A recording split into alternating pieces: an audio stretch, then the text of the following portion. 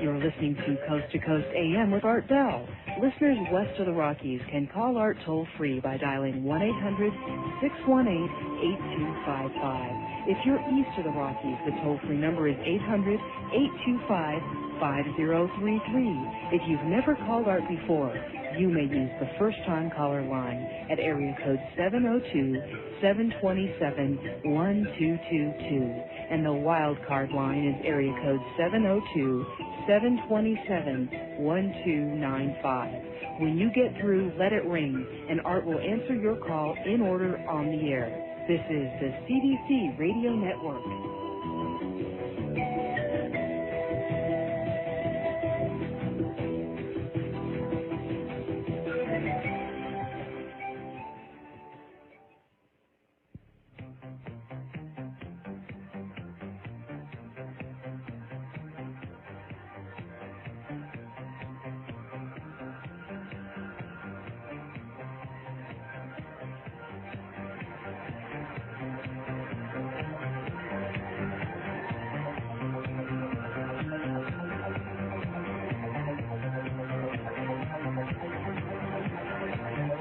From the high desert and the great American Southwest, I bid you all good evening or good morning as the case may be.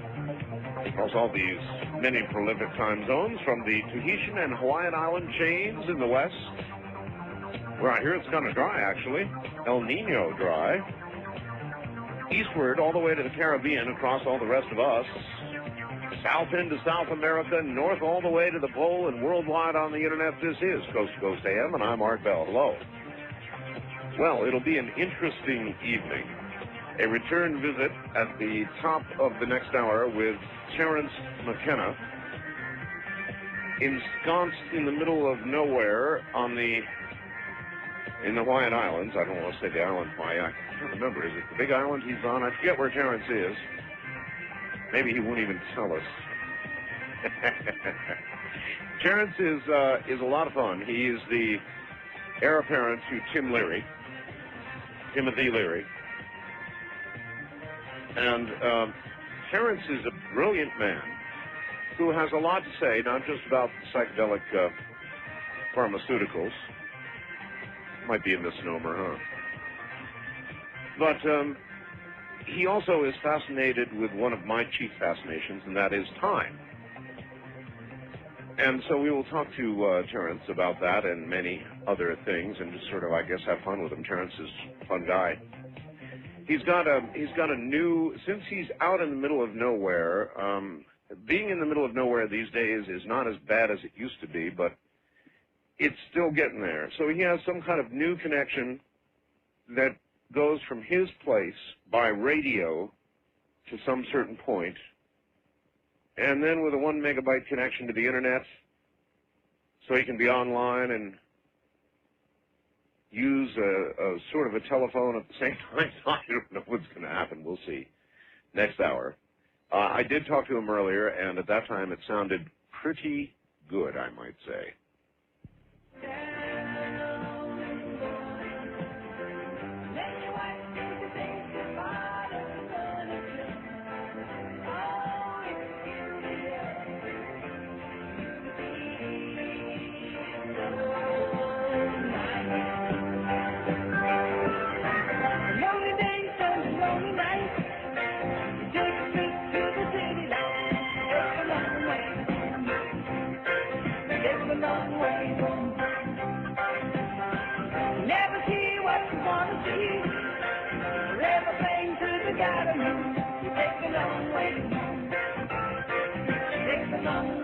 To talk with Art Bell in the Kingdom of Nye, from east of the Rockies, dial 1-800-825-5033.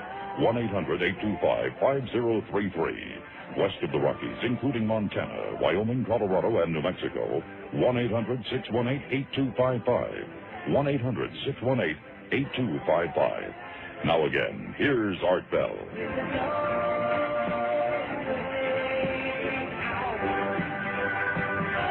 Good morning, everybody. Coming up in a moment, through the strangest hookup you've ever heard, is one Terence McKenna. Terence is probably the successor to Tim Leary. And actually, it has long been rumored, we talked about this last time we had Terence on, that somewhere out there, there are 25,000 hits of Blue Sandos in a stash that Tim had, and that we all believe Terence knows about. Now, in the next few hours, during the course of the show, Terence will utter some clue keywords. Now, you won't know when these clue keywords are coming up, but if you were you to be able to interpret them properly, they would lead you directly to these 25,000 hits of Blue Sandos. So you got to listen carefully. All right. Now comes Terence McKenna from the Hawaiian Islands, and he comes in a very interesting way. Terence, welcome to the program. It's a pleasure to talk to you again, Art. How are you? I am fine. Now, Terence, let us begin. Where are you in the islands? I mean, not exactly, but sort of roughly. I'm on the big island of Hawaii on the Kona side. I'm in South Kona on the big island. All right. You are coming to us actually from your home. The last time we did an interview, you had to, like, go to somebody's house or something to do the interview, leave your own home, because you're so remote that all you've got is a cell phone. And so that's how you did the show last time, right? That's right. All right. This time, we're using a different setup. It has a tiny little glitch in it every now and then. And so tell people how it is you're reaching me. I mean, that's an interesting story all by itself. I'm reaching you on a spread spectrum radio circuit that's a 1 megabyte wireless connection 30 miles to the town of Kailua, Kona, and my telephone circuit is simply piggybacking on this 1 megabyte internet connection. There's a company out here called Computer Time. This character, John Breeden, has an amazing technology. I think I talked to you last year about my struggles for connectivity when I was piddling around trying to get 128. Now I have 8 times faster than that, and he's building a backbone for these islands, and anyone with line of sight to the server can have up to 6 megabytes if they can afford it. Holy mackerel. That is absolutely amazing. And so, in other words, not only are you simultaneously through this radio connection connected to the internet, but you're also then able to use a telephone through the internet, which is how you're talking to me right now.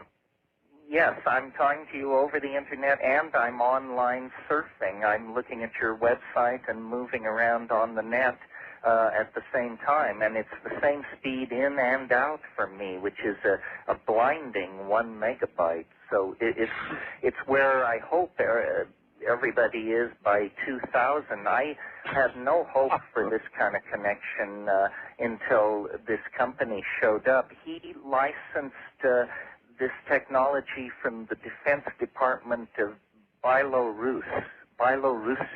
Really? They demonstrated it for him, and he said, look, I'll buy as many of these modems as you can deliver. And I think it's the hottest thing going. Well, at your location, at your very remote location, what's it like? Do you have power there? Do you have, well, obviously you have to have power, I guess. Well, I'm running on solar power with a generator augment. There's no phone lines or power lines up here. We catch our own rainwater and pump it uphill for gravity flow. I didn't start out to be a survivalist, but somehow in the course of building this Hawaiian place, I managed to get all my systems off-grid and redundant. And this wonderful internet connection is what makes my life possible, because otherwise I would be locked out of the cultural adventure. As it is, I feel like I'm right in the middle of things. Boy, you're ahead. I'll tell you, you're ahead of most of us on the mainland who suffer with horrendously slow 28/8 connections in many areas, including mine at best. And here you are, but that's what it's so neat that you're able to do that these days. Really excellent. So you're describe your surroundings. I mean, do you have neighbors? I live up on the slopes of the world's largest volcano, which is Mauna Loa. I live up at about the 2,000-foot level on a 5-acre piece of forest that I've built a small house on. My neighbors are scattered over this mountainside. Days go by and I don't see anybody, but if the pump breaks down or we need to get together, there's a kind of community, but it's pretty spread thin. And a trip into town is a once or twice a week event. Do you find yourself fighting madness, Terence? Well, that was always the problem. In my case, you don't have to resort either to chemicals or into. I remember reading, prisoners who would be by themselves for years at a time in Vietnam, North Vietnam, and during the Second World War, and they would devise methods of going into their own mind and fantasizing and doing all kinds of things that kept them sane. Well, I've got 3,000 books here with me, and this internet connection, and I get about 100 email messages a day. So, and then every once in a while I pack up and go off and give lectures and travel in airliners and go to parties, and about 14 weeks out of the year, that's what I'm doing. But my natural inclination is to be a hermit, and I don't think I mentioned it, but this forest that surrounds me is a climaxed subtropical Polynesian rainforest that's just radiant, beautiful. So it's wonderful. I don't think I could live out here without the connection. That's why I spent so much effort to put it together. With the connection, I think this is a model for the future. I think as, people in management positions, not that I am, but people in management positions will realize they can live anywhere in the world with these high-speed connections, and they don't have to drive to the office in a skyscraper downtown. That's very retro, I think. It's retro, yeah. Listen, we're supposed to do this at the beginning of the interview, and it might be that there's a person or two out there that doesn't know who Terence McKenna is. So if you were to give me a short version of your own bio, your life, what you've done, who you are, what would you say? I'm a child of the 60s, born in 1946, went to Berkeley as a freshman in 1965, did the India circuit, did the LSD circuit, went to South America. I've written a number of books about shamanism and hallucinogens and psychoactive plants, and I've sort of evolved a unique career as a cultural commentator, and I guess some kind of gadfly philosopher. And I've done a lot of stuff with young people, rave recordings and CDs and appearances and that sort of thing. And I comment on the culture. I'm studying the culture. And as you know, Art, you and I share an idea which we both perceive as inevitable truth, but not everybody does, which is that the world is moving at an ever greater acceleration towards some kind of complete redefining of all aspects of reality. And I've written a lot about that, and I have a mathematical model of it. And basically, I get to be in a very enviable position, which is here at the end of a millennium, I get to be a cultural commentator and gadfly. Let me ask you about any new insights you might have since we last talked about that. You're darn right we share that view exactly. I'm not a prophet. Maybe you are. I don't think you are. But we both know something is coming. Do you have any late thoughts on what it might be or when it might be? Well, you know, I don't think you and I have talked for maybe 10 months or a year. I can hardly remember that far back, but in terms of the last month... Short-term memory damage, Terence? It's supposed to do short-term, not long-term. So after a month or so, you're supposed to remember. But in the last month, we've had the announcement of the apparent discovery of a new force, this accelerating anti-gravitational force. Right. We've had the announcement of a possible planet around Proxima Centauri, the nearest star to Earth. Right. The discovery of water on the moon, and then, you know, for the quantum physics obscurantists, anomalons were detected for the first time. Now, wait a minute, I don't know about that. What are anomalons? Well, nobody did until it was announced that they'd been detected. Apparently, it's a state of quarks which allows for the formation of this hypothesized super heavy particle called the H particle.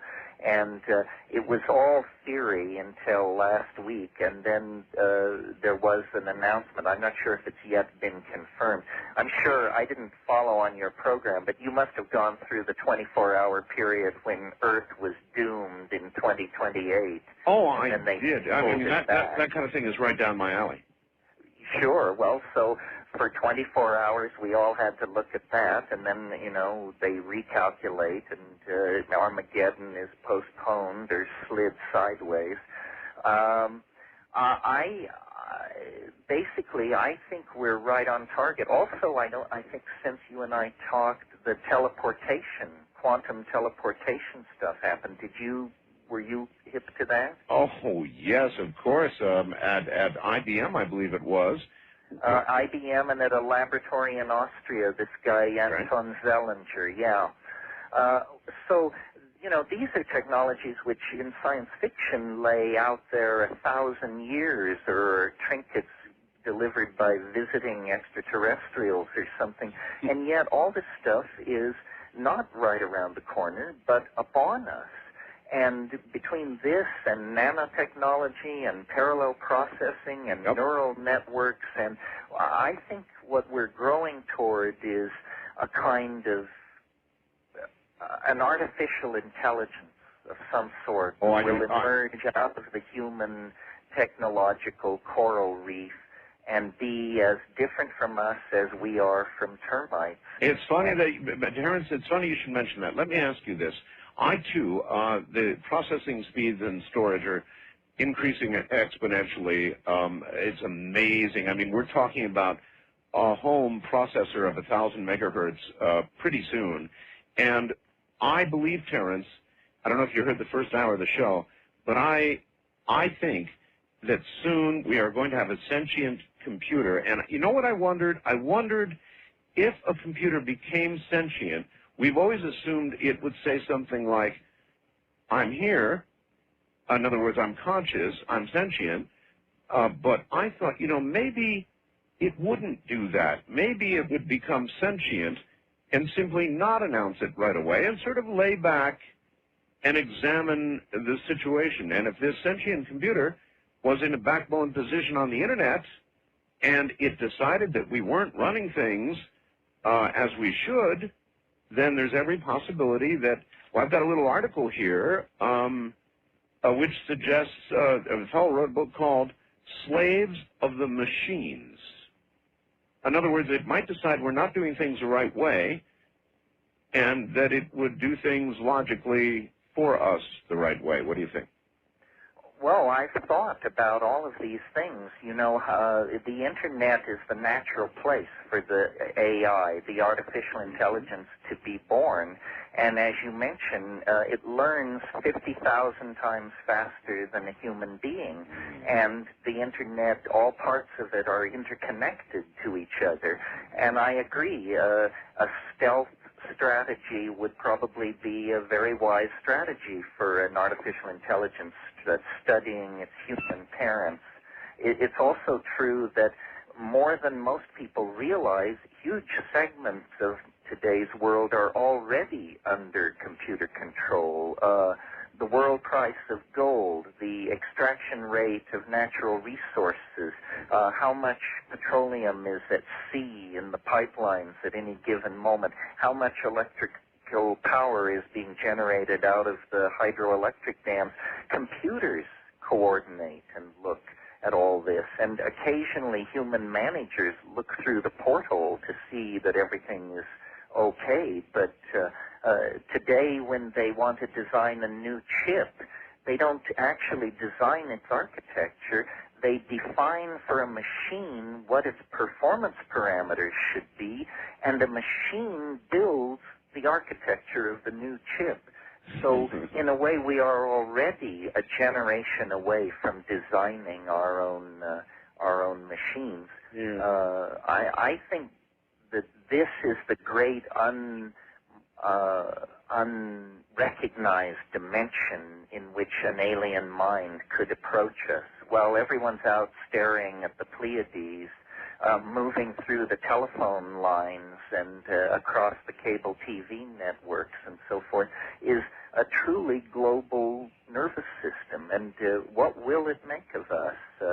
Perhaps it's already taken over, Art. Perhaps it has, and it's listening right now to you, especially to you with your 1 megabyte connection.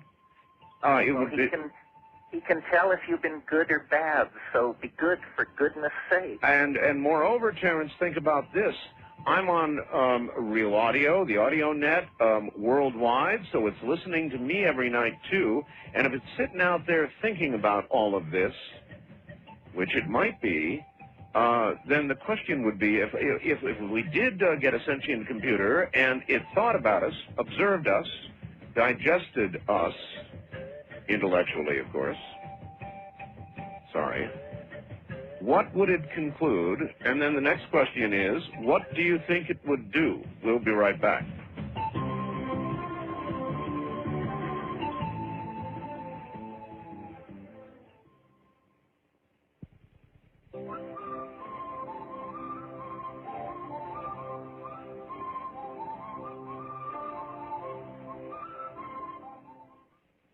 My show has a very simple title, Myrna, which is quite appropriate because I'm the host and I'm Myrna.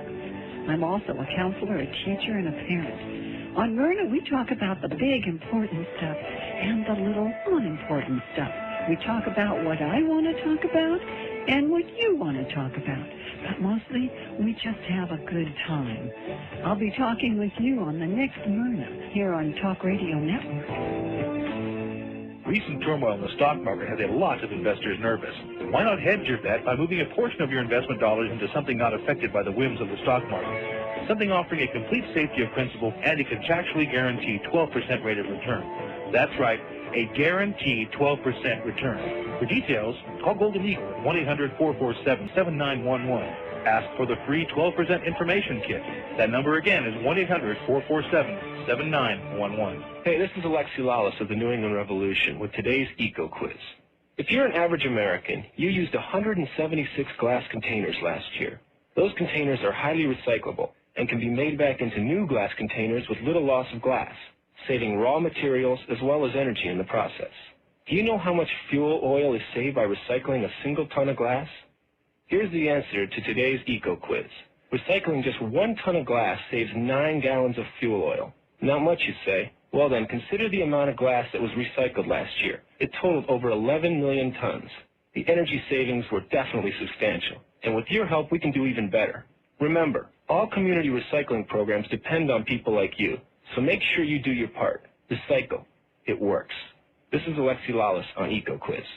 Eco Quiz is a public service of the National Recycling Coalition and the Steel Recycling Institute. For information about where to recycle steel cans in your area, call 1-800-YES-1-CAN. Some women look to their hearts for courage and to their souls for strength. These women earn the right to become part of an elite group that changed their lives forever. I wanted to be something special. I didn't want to be like everybody else. I always looked at the poster before I went to boot camp, the Marine standing there with the sword in front of his face, and I was like, man, he's sharp. To me, that means the sharpness of the mind of a Marine. I had to work really hard at boot camp. The inner me was saying, Jennifer, you can do it. Don't give up. You came here to be a Marine. You're not leaving without being one. You have to go through things at boot camp that most people could never go through. Ready, step. You have to have heart and courage to be a Marine. It's just everything I had. I've gained the self-respect of knowing I can make it and the courage to do things that I would never have done before. People look at you and they say, you're a Marine. Wow. I think that is the proudest feeling. That pride you'll never lose. I don't know where I would be now if I wouldn't have done Marine Corps. It was hard. When I first went there, I cried. Nobody helped me get through the camp. I did, and it's good to know that I'm going somewhere now. It instills a lot of self-respect. It makes you feel good about yourself. It really does. You have to have it in your heart. You really do. And you can tell who had it in their heart and who didn't. Who wore the uniform with pride and who didn't. It just makes you feel so awesome that you accomplished it. That you are a Marine and that you are one of few. What's on the big tank? Dismiss! Then and there, that day that they say dismiss, you know that you are a Marine, that you are one of the elite. Maybe you can be one of us, the few, the proud, the Marines. Call 1-800-MARINES. When I crossed that parade deck and they played the Marine hymn, that was the proudest moment in my life. On Auto Talk, David and Alan try to give quality advice in spite of sometimes guest host Bart, who gets carried away when women truck drivers call. You know I like this woman already. She drives a truck. Are you single by any chance? Unfortunately, yeah. Well, give your phone number to this guy and I'll be coming to see you. But can you drive a 10-wheeler? Yeah. That's a minimum. I got a requirement, see? Bart, how come your face is so red? I'm in love. Well, I mean, you know, the truck runs good when that gauge starts jumping around. That's my heartbeat, Susan. Let me ask this woman one thing. Susan, are you interested in being part of my calendar I'm putting together? I don't think so. I need a picture of you. Are you going to make a man cry? Yeah, why not? Auto Talk, Saturday morning with David, Alan, and sometimes Bart. Susan, let me just say one thing. I love you. I love you. Speaking of web pages, you will really, really, really enjoy Terence's web page. And, of course, we have a link. So you can go to my website at www.artbell.com and scroll down till you see the name Terence McKenna. Click on it, and you'll go to his website, and you will be on quite an adventure indeed. Now, before we leave the idea of computers taking over the world and enslaving us or whatever, if this computer, or a sentient computer, were to be, for a period of time, examining mankind, looking at all we're doing, do you think, Terence, you know when you got a problem on your computer and you hit alternate control delete, you get a little message that comes up and say, would you like to end the task? And if you say yes, it closes everything, boom, down she goes. And so what do you think this sentient computer might do after a close and careful examination of mankind? Well, a lot of people have actually asked this question, people like Mark Pesce and Bruce Dammer, and what they come up with is they say as soon as you have a super intelligent machine, it will turn its attention toward designing a yet more intelligent machine. So you have like a very rapid, infinite regress into what I think they call ultra-intelligent machines. And this is intelligence where we really can't predict what it will do. It would be nice to suppose that like a compassionate and loving God, it would smooth the wrinkles out of our lives and restore everything to some kind of Edenic perfection. Well, if that was going to happen, Windows 95 would have done that. Or Madonna's Child. Listen, now, think about it a little bit. In other words, this computer would be an ultra, as you mentioned, ultra-intelligent. And if you look at can't we draw on the history of the world here, Terence? In every case where an advanced civilization or advanced intelligence, technologically, particularly technologically, has encountered a lesser one, it has either destroyed or absorbed its culture.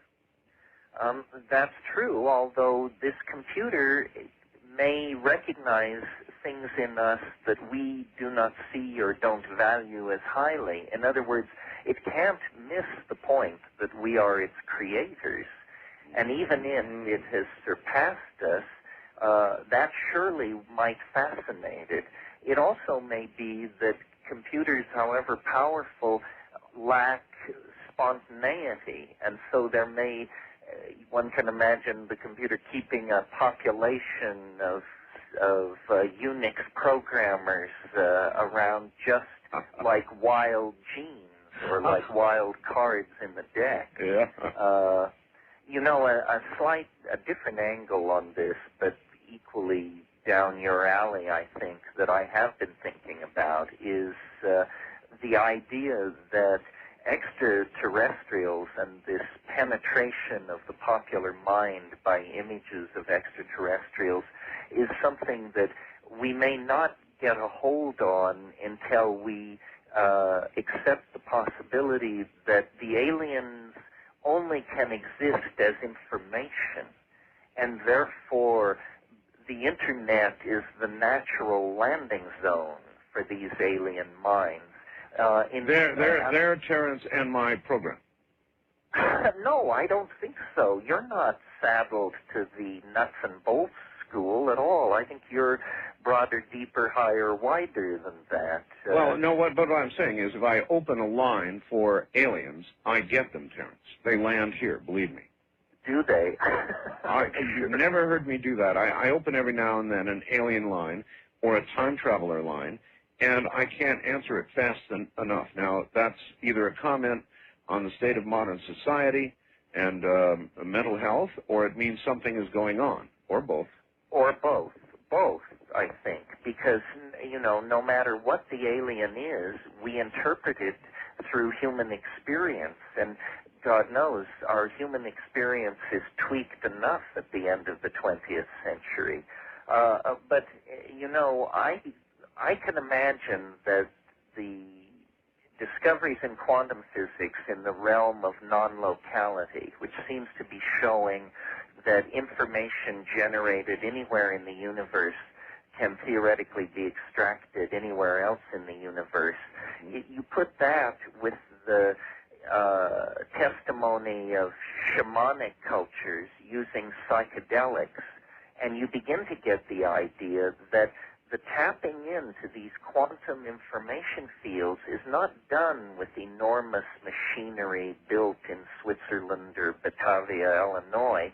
It may be that the human brain, in combination with certain plants and chemicals, is the best sort of instrument for sorting out these whisperings from the quantum mechanical realm. And of course, it's all interpreted through folklore, and so you get fairies or you get aliens. But if we could get behind the cultural filters, I think we might discover that there really are alien companions to the human experience, but they're not around, and it's fruitless to expect them to behave as though they had bodies and technologies that we can comprehend. I think it's much deeper and stranger and closer than people realize. I mean, people expect news of the UFOs to come to them through the mass media, when in fact the psychedelic culture is willing to offer evidence that it's a personal relationship, and it never gets the imprimatur of official science, and you never hold a press conference, and the president never gives you a medal, but it doesn't mean that your connection into non-human intelligence through the imagination isn't real. Well, the imagination aided by, enlarged by psychedelics. You think that is one valid route? Yeah, and I think we can even sort of see why that is. I think cultures are kinds of virtual realities where whole populations of people become imprisoned inside a structure that is linguistic and value-based and so forth and so on. Well, then the psychedelics, as it were, shuffle the deck. They dissolve these cheerful cultural assumptions. And whether you're a Viennese psychotherapist or a Maori shaman or whatever you are, suddenly you discover you're outside your cultural values. And in a way, outside of cultural values is a domain like a superspace, a kind of hyperspace where the past and the future are not nearly so dimly beheld as they are in ordinary reality. Obviously, evolution and habit has made ordinary perception the servant of paranoia to try and keep the body alive and fend off attacking saber-toothed tigers and so forth and so on. But the imagination begins to look like some kind of faculty or sense which humans have, which is non-local, and which is telling them about the larger picture and trying to coordinate them with the larger picture. And, you know, some cultures celebrate the imagination and some cultures seek to suppress it. All right. I'm going to ask you about something. Somebody wrote me a fax from Santa Ana, a big fan of yours, and said, whatever you do, Art, don't ask Terence about DMT on the air. He said, my heart can't take some of that kind of stuff. As Terence says, and this is supposed to be a quote from you, one might die of astonishment. Is that a good quote? I think what I said was the only danger with DMT is one has to fear the possibility of death by astonishment. Yeah. That's even better, actually. Now, DMT, of course, is very much an illicit, illegal drug war kind of target drug, right? Well, it's listed in Schedule 1. It's never had a commercial presence because there isn't any, basically. In other words, whatever the demand so exceeds the supply that chains of it don't appear. It's known to the hardcore cognoscenti of psychedelic experiences. It is, I've been quoted as saying it's the most intense experience this side of the yawning grave, and I would pretty much stick with that. What is DMT? Well, chemically, dimethyltryptamine, an alkaloid. It's very common in nature. In fact, in spite of the fact that it's a Schedule 1 substance, it occurs in the human body, in the human brain.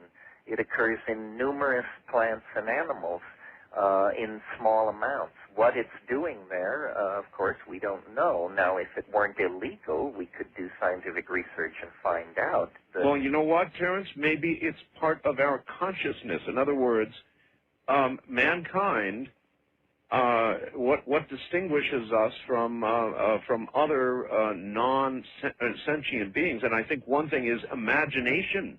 Is it not possible that DMT or something like it is the substance that accounts for our imagination?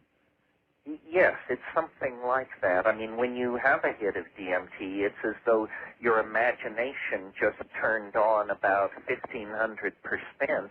That's why the death by astonishment thing. I mean, we're used to, a speed bump in the imagination of a person over 40 is an enormous thrill. Well, this is, a 350-foot cliff. So it's extremely impressive. And the way it approaches you is, it is that which you cannot imagine. And in the space of about 15 to 30 seconds, that which you cannot possibly imagine becomes totally manifest all around you. And it is bizarre. I think one of the reasons DMT aficionados are somewhat impatient with pop, alien, and UFO people is because the alien stories are so pedestrian and so ordinary compared to the DMT experiences. The DMT experiences are convincingly alien. All right. It's not an alien that wants to give you a free proctological examination or discuss your gross industrial output. It's a real alien. All right. Describe for those who don't know, and we'll never find out, what the DMT experience is. When you take this DMT, how long does it take to come on? How long does it last?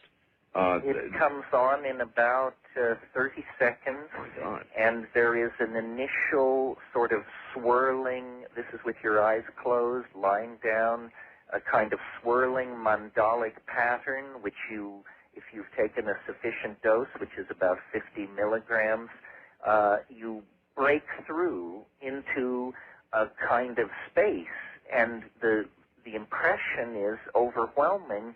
Not that a drug has suddenly begun to work on your body and mind, but that you have come through to another place, and you do not feel physically stimulated or sedated.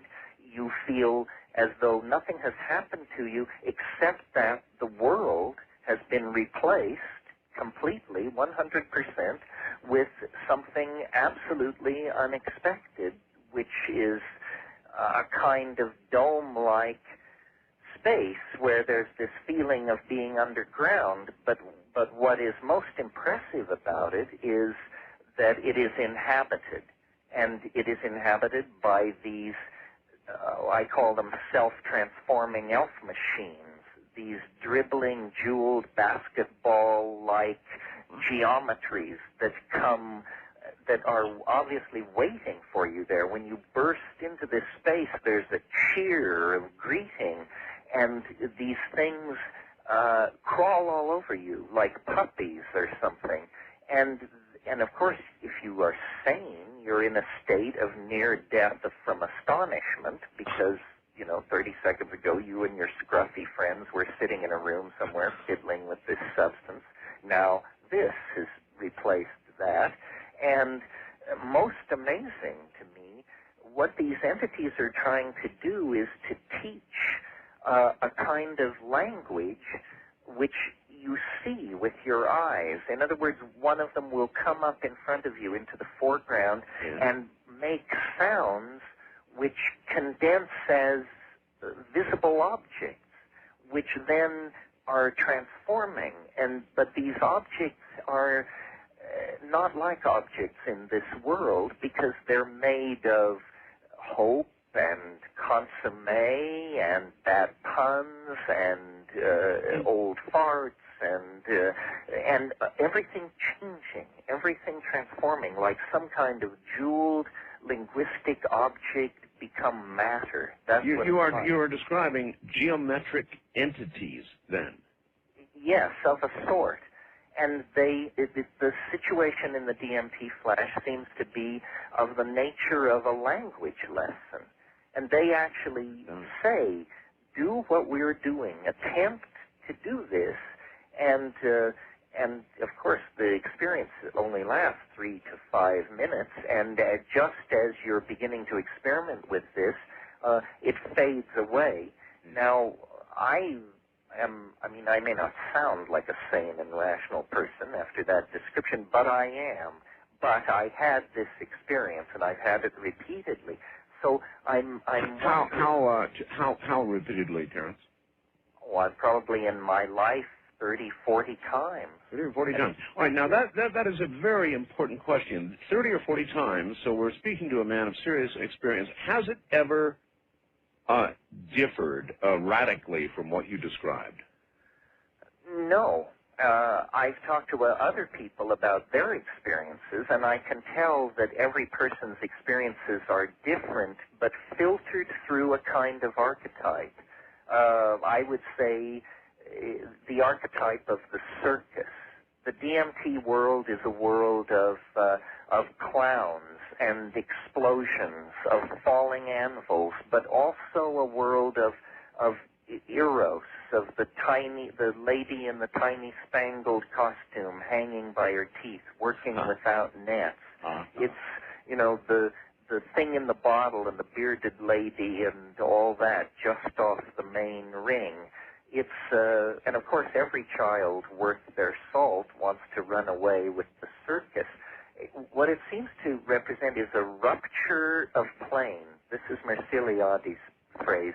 A rupture of ordinary plane and a pouring forth of some kind of primal, trickster-like energy. Sometimes the trip reminds me of a Bugs Bunny cartoon running backward in 6 dimensions. Or There's a great advertisement for it there.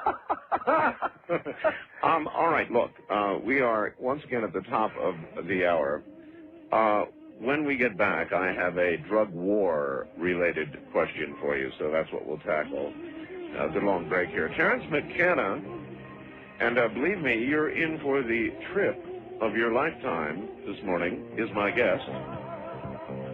So that was what I was supposed to not ask about, DMT. Pretty strange stuff, huh?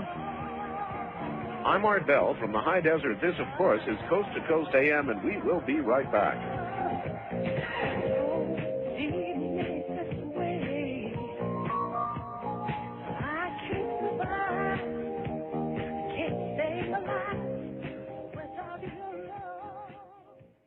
Here's a fax which says, Terence is a great mind, and I wish you'd have him on more often.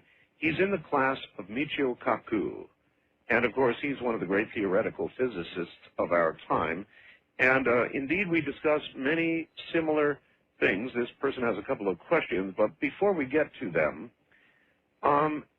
there is something, Terence, that a lot of people probably are not comfortable with, and that is somebody who, in his lifetime, has ingested as much LSD, this new drug of yours, DMT, and God knows what else, probably a lot, is not supposed to sound as articulate and as literate and as well-preserved mentally as you do. And many people who are allies in the war on drugs probably hate your guts. Well, you wanted me to defend clarity? Well, no. What can I say? In other words, first of all, my life of drug exploration and drug taking is, as you say, broad and deep, never reckless, always with a deep interest in analyzing each experience before moving on to the next one. None of the psychedelic drugs are drugs of addiction. That is a whole different category of drugs, which I am not particularly interested in defending. I do think it's one of the great tragedies of 20th century American society that we have created a generation gap or several and criminalized much of our middle class by taking substances which other cultures had no problem coming to terms with. All right, let me stop you and ask you right there about that. You mentioned drugs of addiction, which you don't defend. Fine. Psychedelic drugs. Terence, why are they illegal? They're illegal because the people who take them tend to question established cultural values. That's absolutely why they're illegal.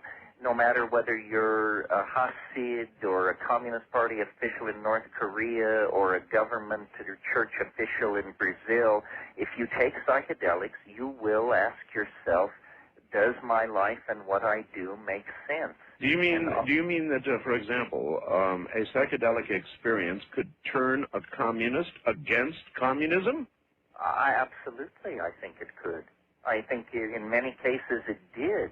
How could the idea of atheistic materialism maintain itself in the face of the counter-evidence of the psychedelic experience? What the psychedelic experience is saying, essentially, is that everything is connected in a way that is not woo-woo or or emotional, but actually palpable. And therefore, our actions have consequences. Now, most political agendas deny their consequences. So, for instance, Marxism had this theory of how human beings are that was so off base that eventually it had to be pitched out. Consumer capitalism has a theory of human beings and what constitutes their happiness that looks pretty hollow from the point of view of the psychedelic experience. I think, you know, postmodern ideologies, Marxism, consumerism, so forth and so on, have based all their planning on an assumption of the absence of spirit. And in fact, this is not true. There is a spiritual dimension to humanness that cannot be denied. Now, it can certainly be distorted, and that's another side of things. But I think the search for psychedelic experiences represents a genuine religious impulse, especially when pursued at the dose levels I recommend. This is not this is not party recreational stuff. The phrase recreational drugs is an effort to trivialize this, and I think for one reason, I don't think the government is ready for a full airing of the constitutional contradictions that are contained in suppressing people's genuine wish to use psychedelic substances for genuine purposes of religious exploration. All right. Let me ask you this. It is a very good question. If everybody in the world were to have a psychedelic experience of the kind you described in the last hour, this amazing psychedelic experience that might kill you from amazement or astonishment when you take it, what would the result be? What would the social changes be? What would the new government structure, if any at all, be? What would we all be collectively after that experience?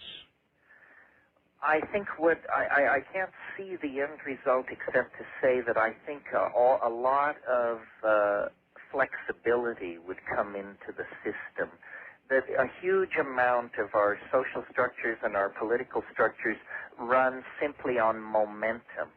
And I think that momentum can be fatal.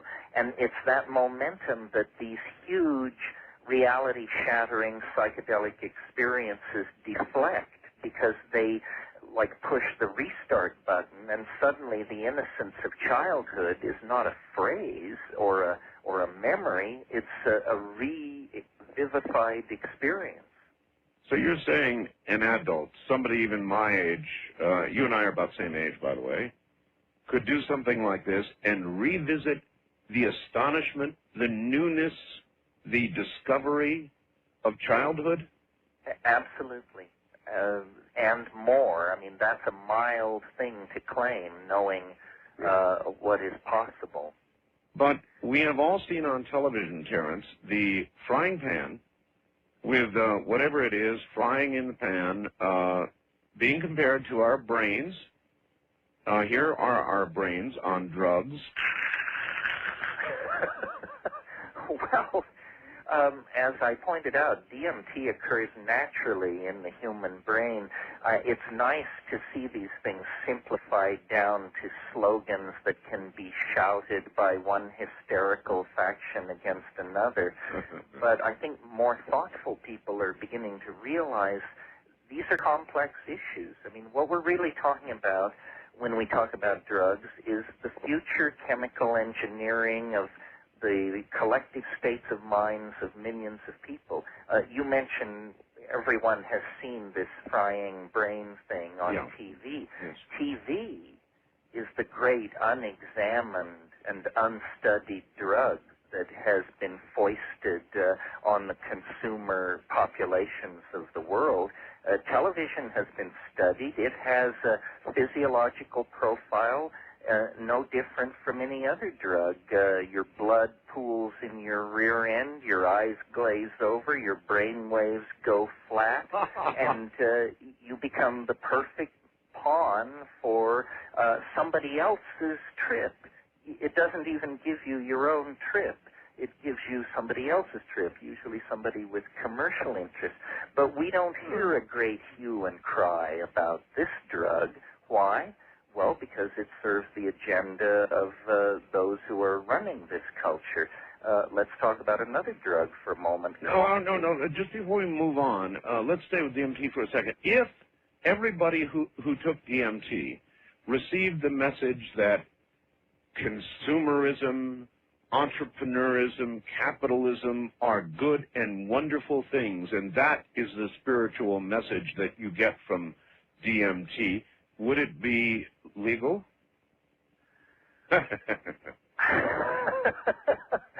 Well, in a way, I think it's becoming legal, because I think where we're going to see it become legal is not as a drug. That's a little touchy in our value system, but as in the form of electronic entertainment a la virtual reality.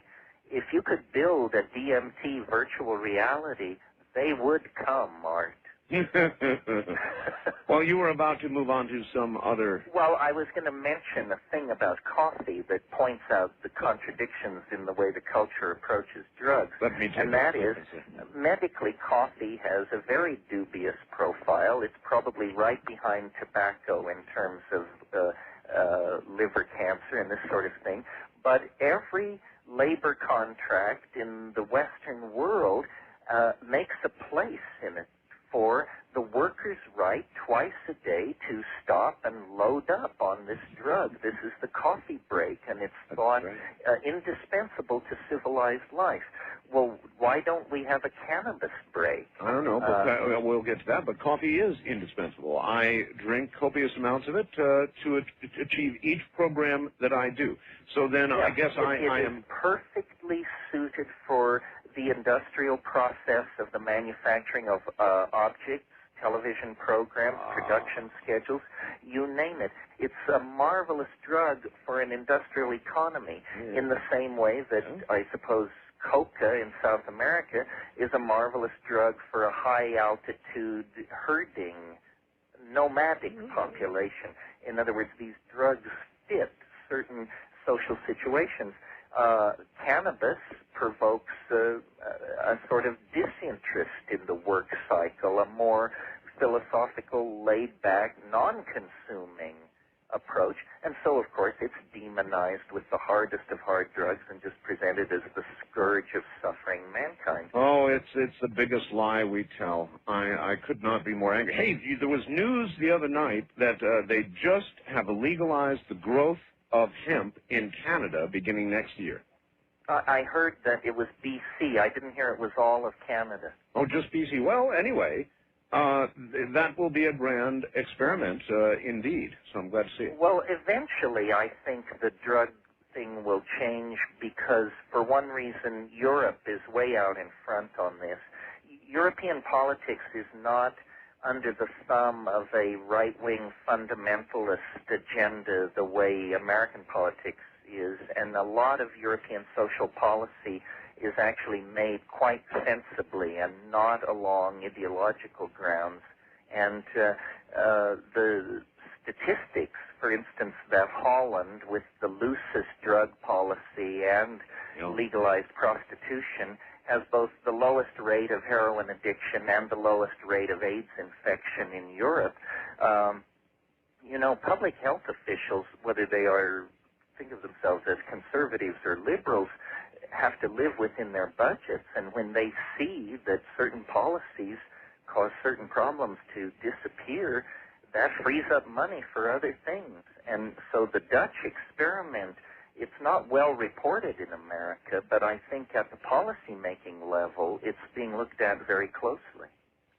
So they have not as much AIDS, they have not as much addiction. What about, I mean, you covered a very important point with respect to coffee. It's a drug of productivity. Right. What about productivity? Has their productivity declined? Is there any record yet to go on? What do we know?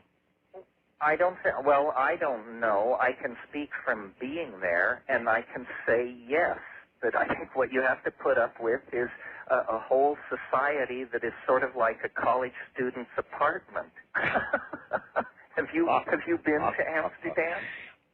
You know, I have not. I've been right next to it, but I certainly. My wife was trying to get me to fly to Amsterdam, and I should have. It was just a short little hop, but we're going back to Europe, and I will go visit Amsterdam. Well, you'll see that it's a country which is like a college town. So that's the cost of having these laid-back, easygoing attitudes on these social issues. But well, yeah, but before they would allow that to occur in America, they would machine gun people to the ground. Well, this is the problem, that we inherit, we have a political dialogue which is extremely shrill. We tend to splinter and factionalize, and then people get into take no prisoner attitudes, and they want to launch holy wars. And you know, I once heard politics in America described as a civil war in a leper colony. Is that right?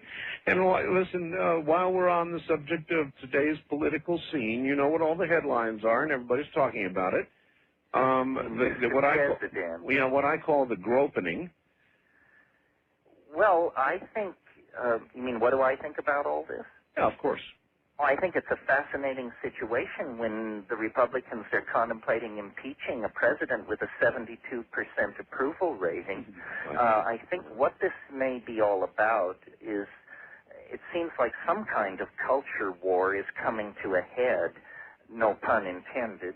I would like us to come through this thing in a place where we could finally tell the French to go to hell when they start yakking about how we're obsessed with people's sex lives. It seems to me the history of the special prosecutor, and I don't know if you've gone through this or if you're personally aware, but it's very murky. These people have been after this guy, and obviously Bill Clinton is you don't become governor of Arkansas 4 times without being, in my book, some kind of a monster. Nevertheless, Franklin Delano Roosevelt said of Stalin, our monster. Our monster, yeah. Now, most of conservative talk radio all across America, all I hear is, my God, how can the polls be saying this? It's impossible. What's happened to America? Why is the president so popular? That's what everybody's asking. Why is he so popular? Because it's an issue where people can finally vote against having all this moralizing, right-wing, fundamentalist, holier-than-thou crap shoved down their throats. Yeah. And people love to support the president, even if they think the very worst of him in the case of his behavior with these women. I think it's a real resentment against, I mean, do you believe, I read a statistic that some radical S&M scene went online on the internet, and it took them 3 days to get the computers cranked open enough to accept all of the calls from Washington, D.C. So I just think it's a nest of vipers. Do you have that URL? It's no. similar to Girls Without Razors. Oh, my God. All right. Terence, hold on.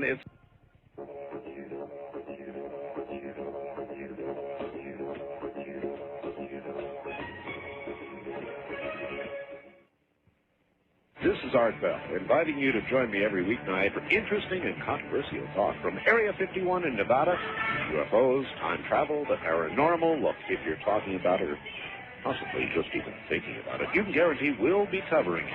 It's Coast to Coast with me, Art Bell.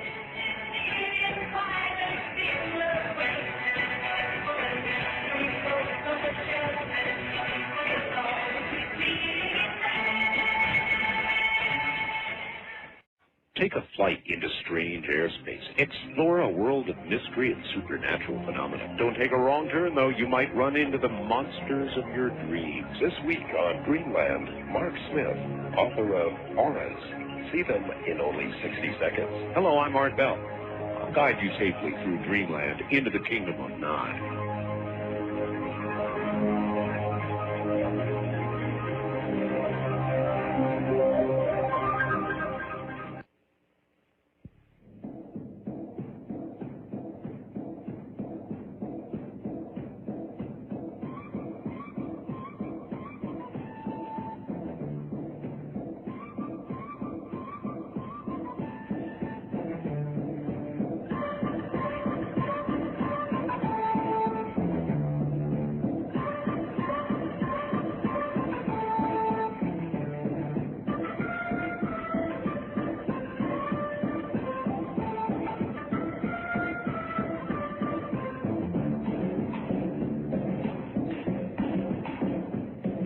have a fax for Art Bell in the Kingdom of Nye, send it to him at area code 702-727-8499.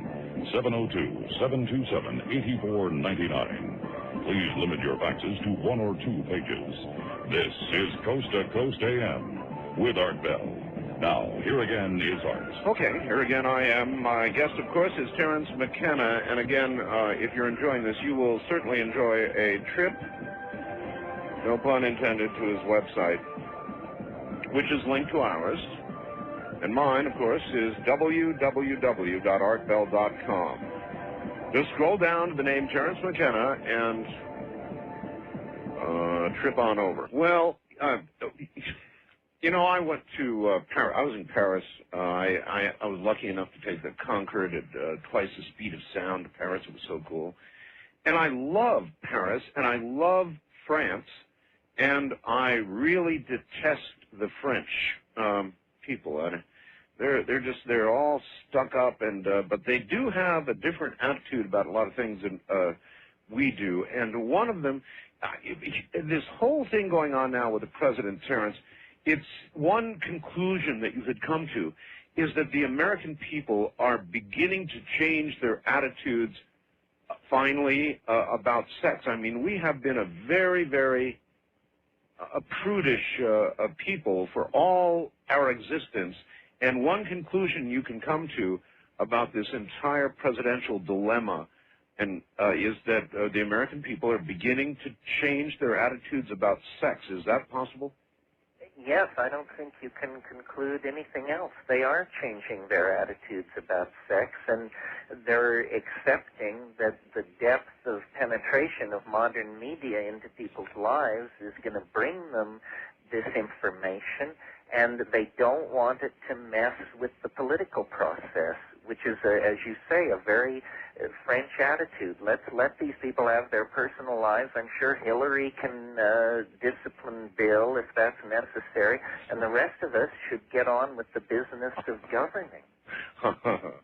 And that is what the right wing across America cannot understand, and so they are simply being puzzled. They're trapped in this great puzzle of, my God, what's going on? Well, what's going on is we're growing up a little bit. Isn't that, I mean, after all, the French have been around so very much longer as a nation, and is this a nation maturing? Well, I think not only is that what's going on, but the right wing needs to look closer to home. What's going on is they're getting ready to commit suicide for the second or third time in 4 years by moving to impeach one of the most popular presidents in the 20th century at the end of the most brilliant economic expansion the country has ever known. This is a prescription for catastrophe for the right, and they're charging ahead full bore with their usual devil-may-care attitude. So once again, they've invented a new way to commit suicide. Well, I, first of all, don't think that the political right wing, when you break it down to individuals, sexually is any different at all than the political left wing, perhaps the only difference being that they keep their whips and chains in closets. Yes, I think it's to try people for their sexual peculiarities and faux pas. It is a sign of a totally juvenile country, and as you say, I think we're moving beyond that.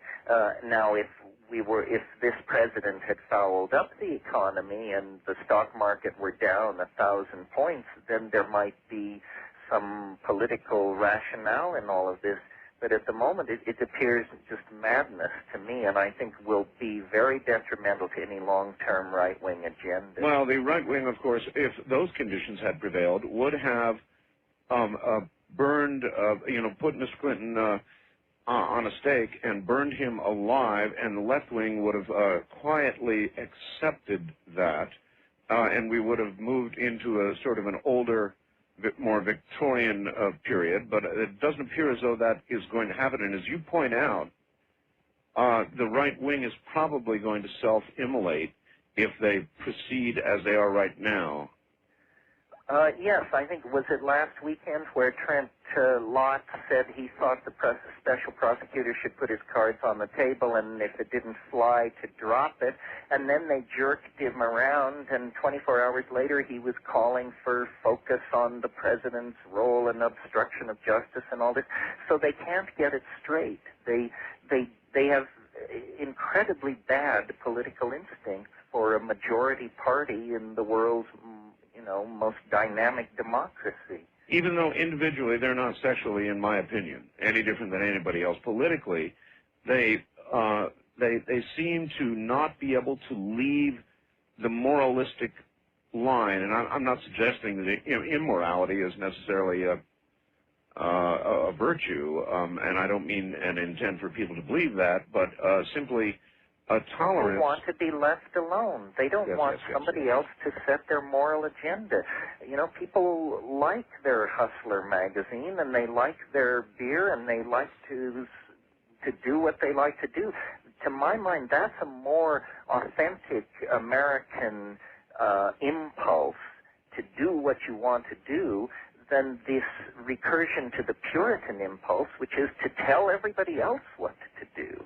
What's the fun in that? All right.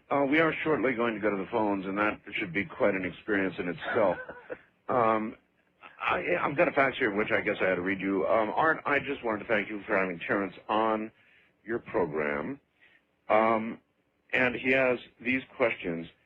Impacts of currently legal drugs in our society, in other words, alcohol, tobacco, sugar, compared to the impact of currently illegal psychedelics in our society, like marijuana, LSD, and psilocybin. Multimedia film he worked on recently entitled Strange Attractors, shown a few months ago here in Austin, Texas, with a message of psychedelic consciousness. What exactly were the blue apples referenced in the film and your message behind it? Well, first of all, let me say that was a film that I was an actor in. I was not the director or the writer, so I wasn't in control of the message. The blue apples were simply symbolic of all psychedelic plants. They didn't want to name a specific psychedelic plant, so the blue apples became a symbolic carrier of all of them. As long as the subject has come up, I would recommend to people to see that film. It certainly is state-of-the-art for computer graphic special effects on small budgets. It was done by Rose X Productions down in Austin, really talented friends of mine. All right. Here's another one. As a teacher, website publisher, and author, I'm convinced now that genetics will have more to do with the next 200 years than any other science. In that regard, when we learn how to recreate ourselves, then might we be able to produce humans with minds that are capable of understanding the connection between mind and energy and mind and matter. Could we not then recreate our entire selves and the universe? Well, these are the kinds of scenarios that are coming upon us, yes. I mean, for example, ways to splice into the Internet so that it feels like it's a part of your own mind. So, in other words, the seamless interface where when you need intelligence, you can pull on all the intelligence there is on the planet.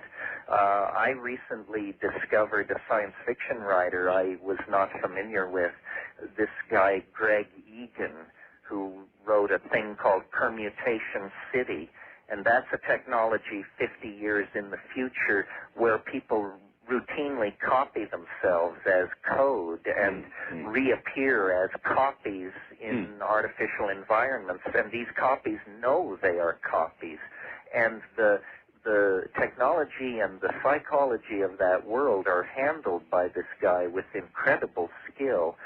So there are people out there imagining the kinds of futures that the questioner talks about. The very biggest issues are going to be dealt with. In other words, what is intelligence? What is identity?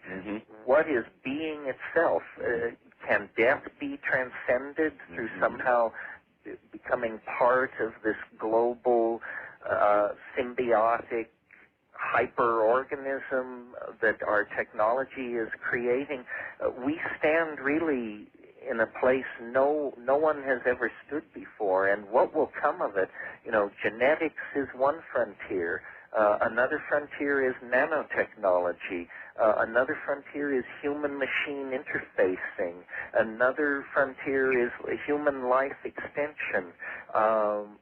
When you pile up all this stuff and realize that major discoveries are being made in all these fields simultaneously, you begin to see that the morphogenetic momentum for this thing that wants to be born out of the human species is at this point almost unstoppable and inevitable, I think. We're all just witnesses to this unfolding. This is the culmination of 25,000 years of human striving and technology testing and language acquisition, and now we're about to make the big leap into the great question mark. You mentioned copies, Terence, copies, that we'll be able to have copies of ourselves. Now, that's very interesting. A copy would be a precise copy of us, and you said it would know that it is a copy.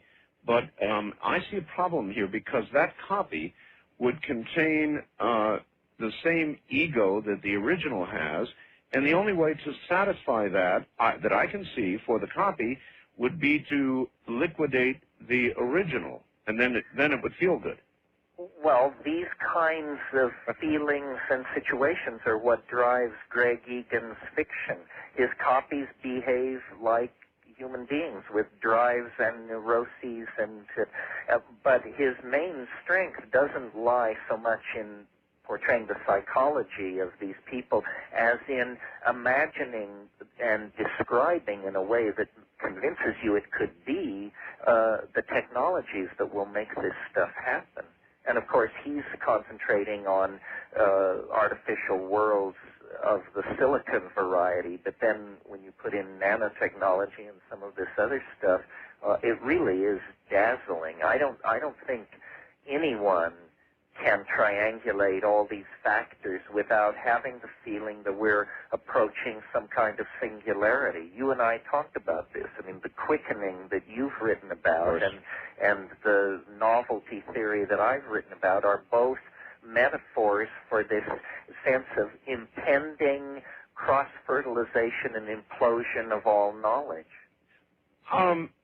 Before we leave the present day Silicon area, I want to ask you about this pending incredible doomsday Y2K scenario in which, 2000 is going to come and the mainframes are going to crash. My God, there goes Social Security, there goes all the government's computers, and we are now so tied in and dependent upon all this that many people are saying it's real, don't laugh, everything is going to crash, nobody's preparing, that day is going to come, it's going to be a computer Armageddon. Well, I've heard all this, and I've visited the websites, and while I'm reading the propaganda of these people, it seems alarming.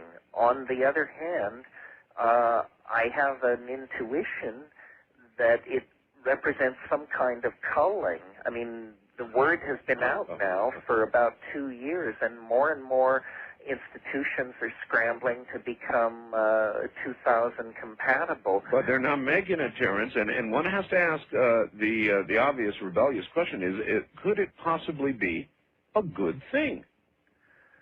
Well, and how extensive will it be? That's the question that where the experts seem to differ. I've seen pieces which say it's a hiccup on the way to the end of history, and other people say it is the end of history. Well, it would certainly bring an awful lot of paradigms and institutions tumbling down all at once if the doomsayers are correct, and I would think that you might consider that had an upside somehow. Well, it depends on how far back it takes us. In other words, if it takes us back, the ones who are heading for the hills with dried meat, if they're right, that's a little disturbing. If, on the other hand... If, on the other hand, I'm advertising absolutely fresh abacuses or something... Yes. I think that as we get closer to it, the spending curve on the problem by corporations should tell us how real it is. Well, that's... It's their goose that's going to be cooked. So let's watch company outlays for Y2K consultants, and if it soars toward infinity, the rest of us better start packing our lunches. But what I am told is that it's too late, that even if they took all the computer programmers capable of going to work on this problem and started them right now, they wouldn't even get close to solving the problem by the time the magic day hits and everything goes kaboom. Well, maybe that's not true. I'm sure these consultants are not saying that, because the obvious conclusion then would be, well, then we won't pay your fee to even attempt to fix it. No, these are independent people, not the people who are seeking to go out and get all the money saying for it's fixing too late. Yes, yes. Yes, well, then the question that needs to be answered is, too late for what?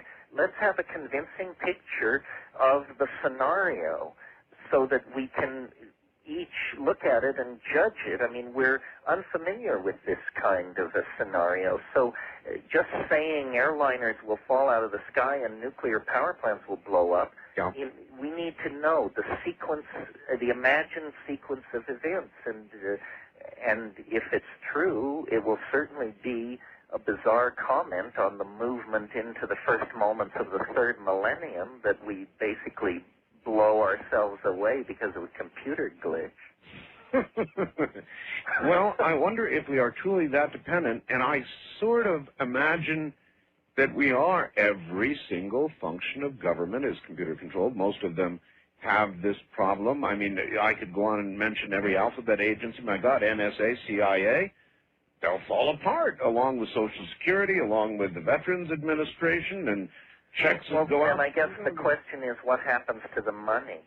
Is some kind of enormous heist of the whole human race? Is that why there's so little interest in fixing the problem? Because, in fact, the problem is somehow going to make a lot of people incredibly wealthy, and no one will be able to trace the exact outlines of the heist. I have even, my own webmaster, who's brilliant, Keith Rowland, has several commercial programs that he has written. I mean, he's really good. And even he has the Y2K problem, and he's not so sure he can get it fixed for his clients in time. So this really is a serious problem. I get a lot of email about it, and I've been considering it, thinking about it, and if all came tumbling down, I am not convinced that it would be a bad thing. Maybe I need to get an advertisement. How you can profit from the Y2K crash? Well, I think probably we should be also talking about organizing tested sub-networks where the date has already been simulated. Apple claims all its machinery is Y2K compatible, and so... Yeah, but they're desperate, though. Yes. I agree. Do you have an Apple?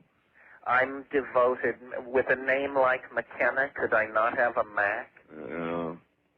It's like, it's a good machine, Terence, but, you know, it's like a beta recorder.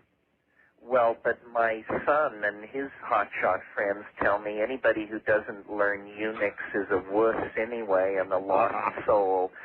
So that puts us probably both in hot water. Yeah, probably so. Every time I say something like this, I get, oh, you wouldn't... I mean, people are so attached to their computers.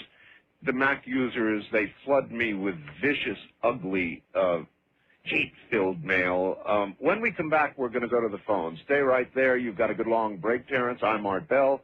This is Coast to Coast AM. Moody River, more deadly than the latest night. Moody River, your muddy water took my baby's life.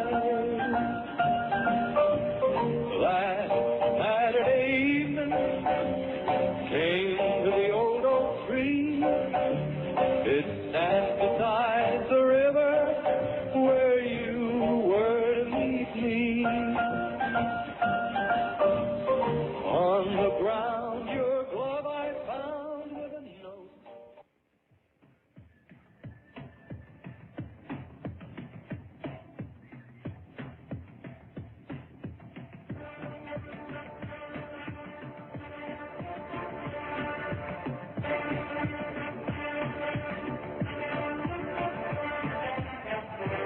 to talk with Art Bell in the Kingdom of Nye from outside the U.S., first, dial your access number to the USA.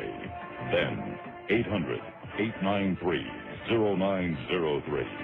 If you're a first-time caller, call Art at 702-727-1222. From east of the Rockies, 1-800-825-5033. West of the Rockies, including Montana, Wyoming, Colorado, and New Mexico, call Art at 1-800-618-8255. Or call Art on the wildcard line at area code 702-727-1295. This is Coast to Coast AM from the Kingdom of Nye. It is. I'm Art Bell. Terence McKenna is here, and we're about to go to the phones to who knows what. But that's part of the fun. Listen, I originally had great trepidation, as you know, about doing this. But I've decided that in the libertarian spirit, I'm really a libertarian spirit, you know, that I don't care anymore, and what you do with it is up to you, but we offer the voice changer. I've had more fun with this over the last year or two, and now you can too. Now you can use the voice changer for very practical things, like telling somebody you're not home in a voice that is absolutely not recognizable. I mean, would you know this was me? Have you not heard me before? No, of course not. Am I limited to the Art Bell devil sound? No, I'm not. Now, listen very carefully as I run my voice changer through the entire range, or at least a portion of the range of what I can do. That sounds like a roadrunner cartoon in reverse, doesn't it? That's just a little bit, and then, of course, I can go in the other direction. I can dip myself down until I'm literally sounding like something from above or below, even deeper than that. That's an example of the extreme ranges of the voice changer, but with only a very small modification, you can, of course, well, you can do all kinds of things. And I'm not going to moralize about it anymore. You do what you want with it. It's $69.95, and I've decided it is not my responsibility to be worried about what effect it will have unleashing this on society. $69.95. If you want one, oh, by the way, they're portable. They go between the handset and the telephone. So it takes about 2 seconds to install them, and boy, you're off and running. That's it. I'm not responsible for what you do with it. Have fun. The number to call in the morning to get one at that price, $69.95, is 1-800-522-8863. That's all right. Back now to the world of Terence McKenna on the side of a volcano. By the way, Terence, just in case somebody or something does eventually push alternate control delete, being there on the side of a volcano, you would be the first, probably, in all probability, to experience the moment of deletion. Well, it depends. We were talking about the Y2K problem. What I'll do is I'll shut down an hour before and come online an hour after and see if anybody's left. So, you know, that's a great idea, actually. As far as living on this volcano is concerned, if it's true, it's the devil we know. It's been in constant eruption for 13 years. We tell ourselves it's all over on the other side, which it is, but of course that's 50 miles away.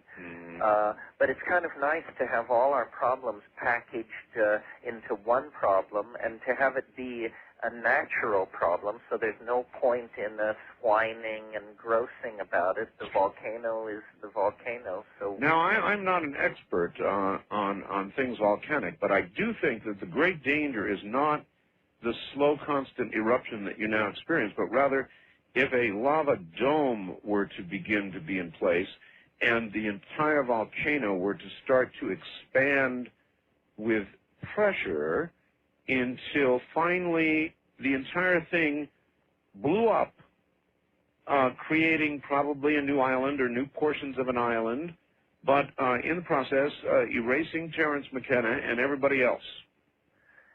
Well, you know, people have only been here 1,000 years or so, and what went on in the remote past of Hawaii, I think there were very dramatic geological events.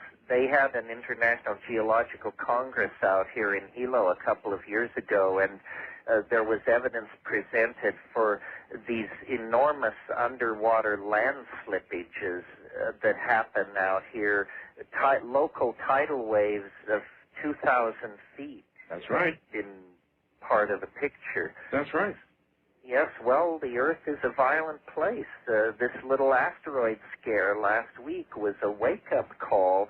There's, on every level, nature is relentless in continuing to deal and redeal the deck. That's why every window of opportunity that isn't acted upon is somehow an opportunity forever lost. Well, I've felt for a long time that somebody's shuffling the cards right now.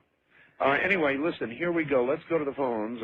First-time caller line, you're on the air with Terence McKenna in Hawaii, in the boondocks there. Where are you? In New York. New York. You're going to have to yell at us. Boy, you're not too strong. Yell at us. How's that? Better.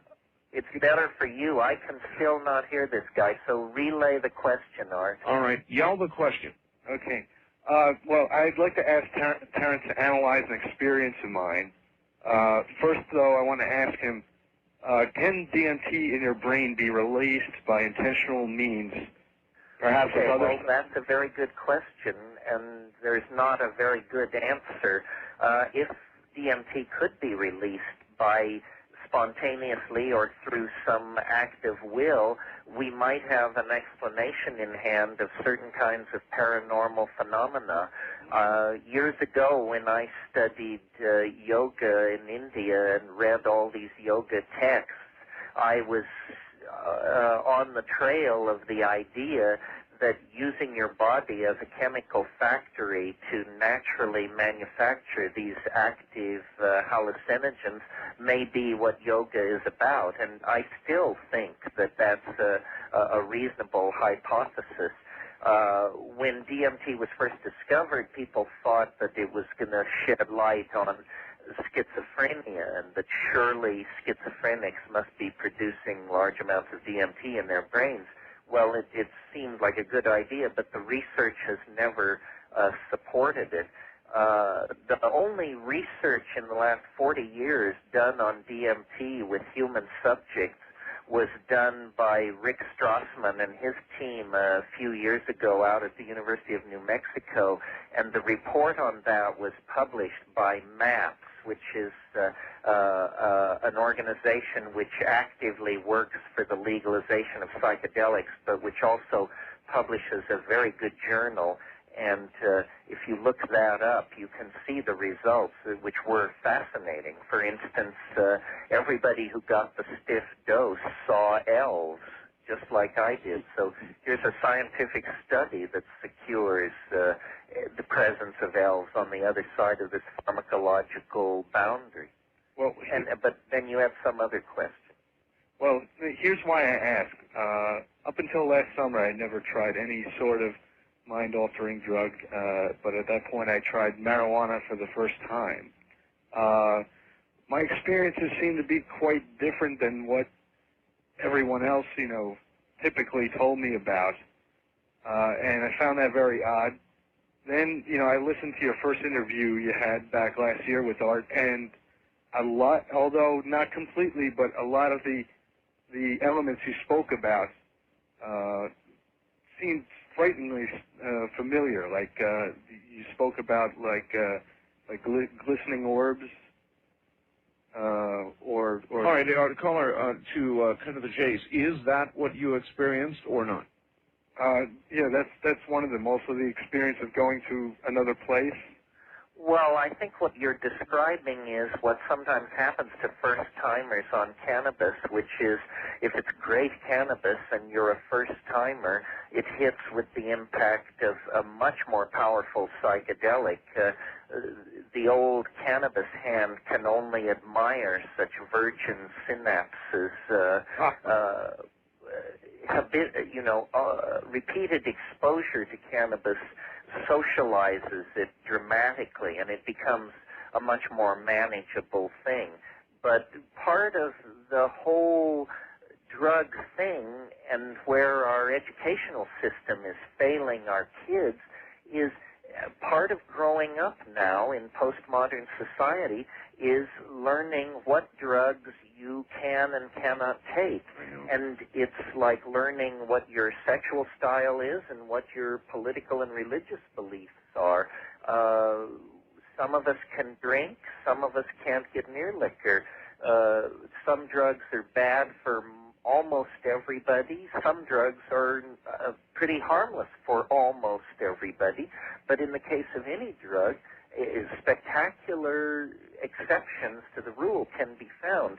And it's a rich combination of your psychology, your genetic heritage, your cultural style, what drugs you choose to inculcate into your life. And that's why having the further complication of somebody else who doesn't know what they're talking about making laws and criminalizing some drug preferences and not others is just a layer of complication that we don't need. Well, while there is some enlightenment out there, Terence, I read a report from the UK News the other day. Then they stand by that report that the World Health Organization conducted a rather comprehensive study on cannabis and concluded that it was less harmful than either cigarettes or alcohol, and that the entire report was suppressed and will not be released for reasons that most of us understand. Every study of cannabis ever done since the 1898 British High Commission report on cannabis in Bengal has reached the same conclusion. Richard Nixon appointed a study group. They reached the same conclusion, and each one of these reports is buried. And people ask why. You asked me this question earlier.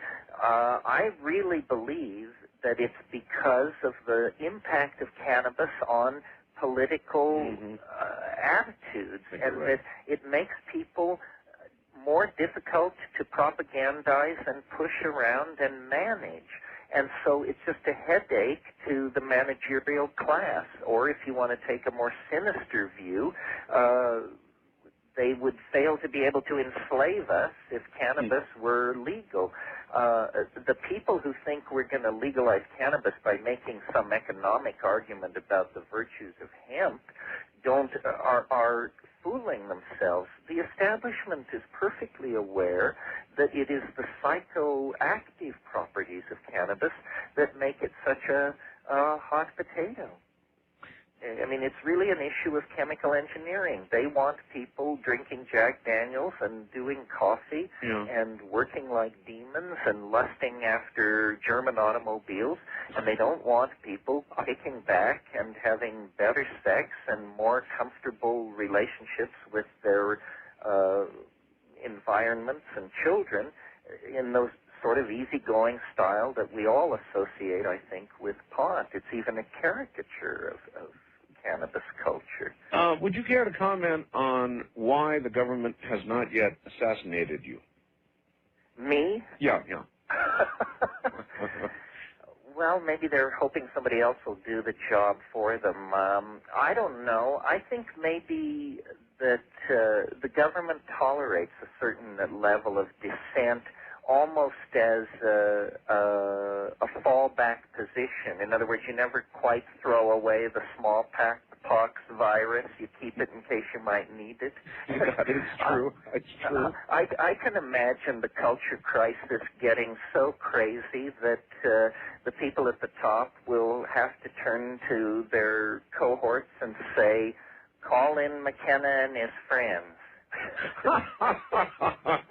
Oh, boy. You know, Robert Anton Wilson said a funny thing years ago.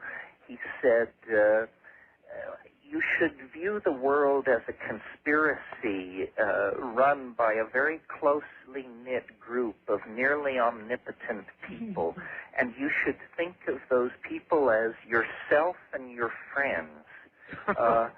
Otherwise, you have a loser scenario, and who wants to have a loser scenario? An enslaved scenario. Yes.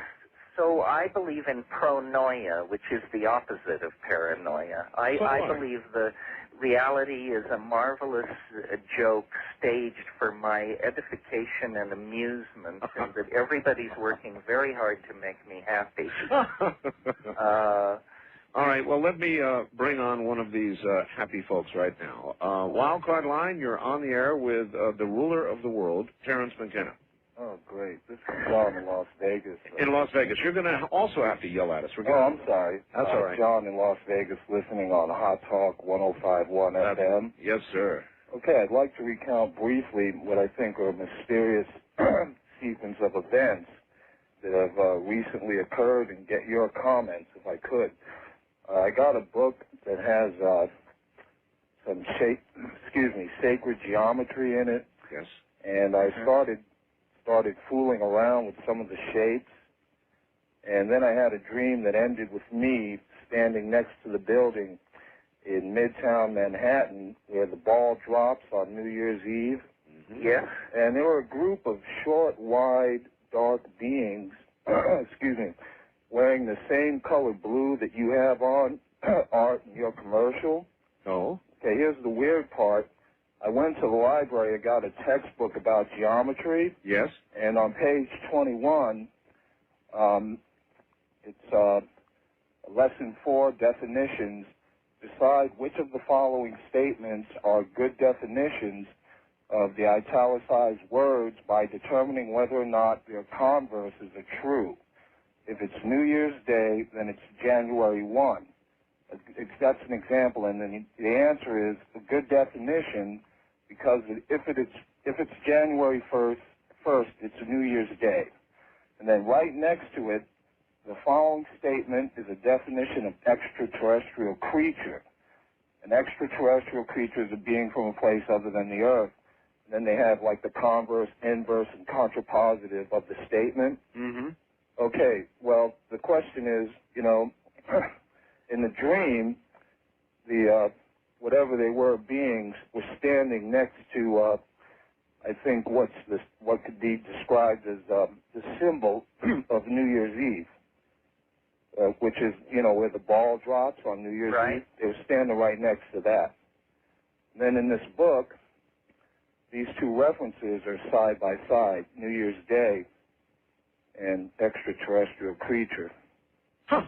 And I'm thinking that maybe there's some meaning there that I'm not. Well, maybe there is. To get your input. Let me ask Terence about it.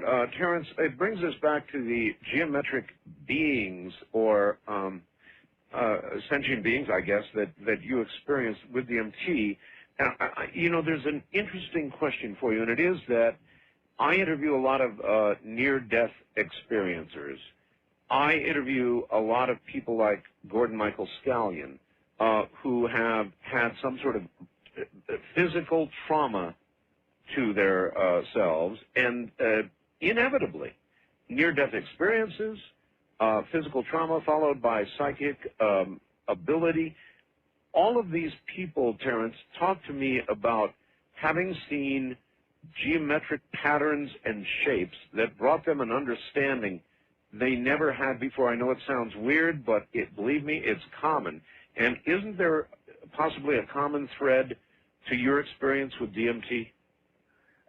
Yes, I mean, these journeys into these higher places, wherever they are, seem to demand mathematical metaphors. And, people with no previous association with mathematics are driven to mathematical metaphors. William Blake, the English poet, talked about the spiral of necessity. And if you remember in the 10th book of Plato's Republic, there's this amazing passage called the myth of E.R., where this guy, who is a soldier, dies, or he's killed in battle, and he lies on the battlefield 8 days dead, and then he revives magically, and he comes back, and he tells this story of what he saw in the underworld, and it is the most puzzling and amazing passage in the whole classical literature. He talks about the spindle of necessity, and he details the ratios of these various gears within gears. Let me say about the caller and his dream, the way I interpret much of what the material you deal with, Art, the weird experiences and the ideas people generate out of it, and right, real quick, public attention to all that, is that something is trying to be told. The universe is trying to reach us. All right, we'll pick up on this. We're at the bottom of the hour, and I've got a break here. Clock says I got a break, so I got a break. We'll be right back.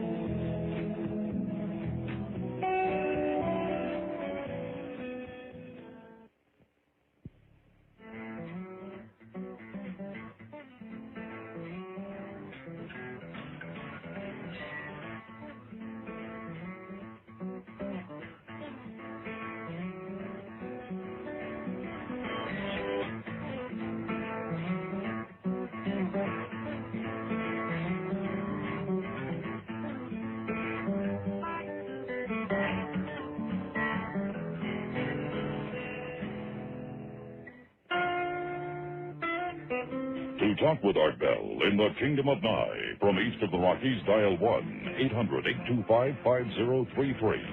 1-800-825-5033. West of the Rockies, including Montana, Wyoming, Colorado, and New Mexico, 1-800-618-8255. 1-800-618-8255. Now again, here's Art Bell.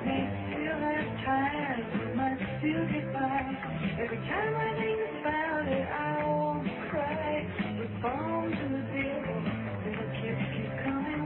The way to be easy, the time to be young. The words of that really bear listening to. You know what? Good morning, everybody. Terence McKenna's here. I'm Art Bell. He'll be right back. God, I love that line. All right. Once again, here is Terence McKenna. Do you remember Michael Dukakis, Terence? Yes, didn't he run for something? Yeah, he ran for the presidency, and he was a fellow that took the very unfortunate video of himself in a tank bobbing up and down, trying to prove that he had military sympathies and so forth and so on, and he looked silly. You remember that? Yes. Okay, well, in the debates, Michael Dukakis was absolutely floored when somebody asked him, they were debating the death penalty or something, and somebody asked, well, what if somebody killed your wife? And instead of getting angry and saying, why, I'd kill this son of a bitch, you know, or whatever else people expected him to say, he was very moderate, and he was perceived to have lost the debate. So I have a Michael Dukakis-like question for you. Okay. And it comes by a faxer. Dear Art, you and Mr. McKenna were talking about how hung up on sex we are, and how we should be more like France, where they're more open-minded about sex. One thing that is always brought up is how the president of France has a mistress, and it's no big deal because the French are so open-minded. Have you ever noticed how they're open-minded when it comes to men having a mistress, but I don't think that men are that open-minded when it comes to their own wife? Now, I don't think you'd be so open-minded if it was your wife that the president of the U.S. put the make on. What do you say, Terence? Well, I'm single, fortunately. However, let me try to cast myself into this. Try. If the President of the United States, if I were married and the President of the United States put a make on my wife, then I suppose, like Hillary, I would have a ticket to ride. But how about the rest of us? And my point being, it's a personal matter for these people to work out. As long as it doesn't affect the functioning of government, I think it's a trivialization. People are, I'm amazed that it is so true that people will always be people no matter wherever and however they are, that this sort of thing goes on. But on the other hand, when you read about the Harding presidency, it was pretty racy stuff. And when you get back to the late Roman emperors, we haven't even got traction yet, Art. Haven't even got traction. East of the Rockies.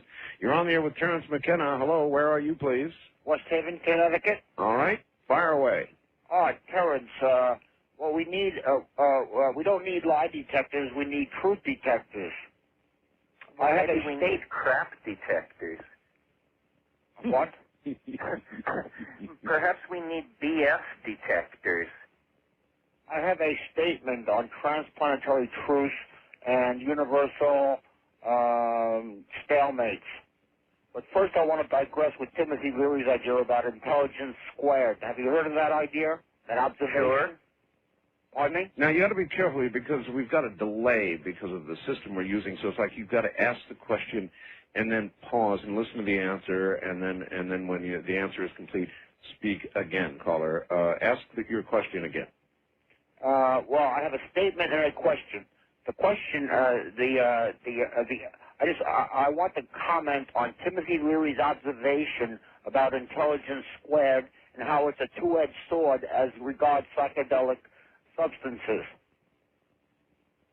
And what point do you want to make about that? Well, say if you take 120 IQ as being 1, and a 60 IQ as being 0.5, and a 240 IQ as being 2, you not only square the intelligences, but you square the difference of the intelligences as well. So if you are 4 times as intelligent as somebody else, and you take a substance, you could become 16 times as intelligent as that person. And that person would actually become stupider, and you would become much smarter. All right. Well, let's hold it there. Well, here's a slightly smoother metaphor for all this. As the sphere of knowledge expands, the surface area of ignorance necessarily grows larger. You can't do anything about that. All right. Very well said. West of the Rockies, you're on there with Terence McKenna in the wilds of Hawaii. Hello? Hello there. Where are you? I'm in Salt Lake. Salt Lake City. All right. Turn your radio off and ask your questions, sir. Go ahead. Yes, I wanted to ask Terence what he thinks about the concept of a linear time and why people insist on all times are the same when actuality time can be cut up however it wishes to be. All right, the subject of time. Let us talk about that a little bit. What would you say, Terence, of the nature of time? I was talking to a physicist the other day who suggested that time is absolutely our invention, and that once there was nothing, then there was one thing, and then finally there were two things, and when two things existed, then we had time because we could measure how one moved against the other, how far away one was from the other. Until that moment, there was no such thing as time, and really there is no such thing as time today except as we measure it. Well, there is no such thing as is a philosophical position. I think it's true that time is a cultural artifact. In other words, cultures create different kinds of time, which they then perceive as the only kind of time there is. Linear time has arisen slowly over the past 1,000 years as a consequence of the introduction of print and accurate timekeeping in the West, and just a whole bunch of cultural accidents lead us to believe that there is, this unrealized future and knife-edged present, and then a world of memory that we call the past. We don't notice that we all have different pasts and that we all go to different futures.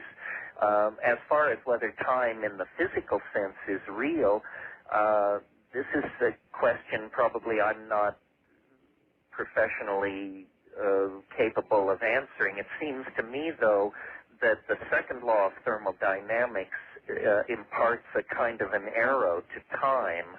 And also this new force that we mentioned earlier, Art, this anti-gravitational force that gets stronger over time seems then to give an arrow to time. I mean, if this force gets stronger as time passes, then time is a real thing, not only to human beings, but to this force.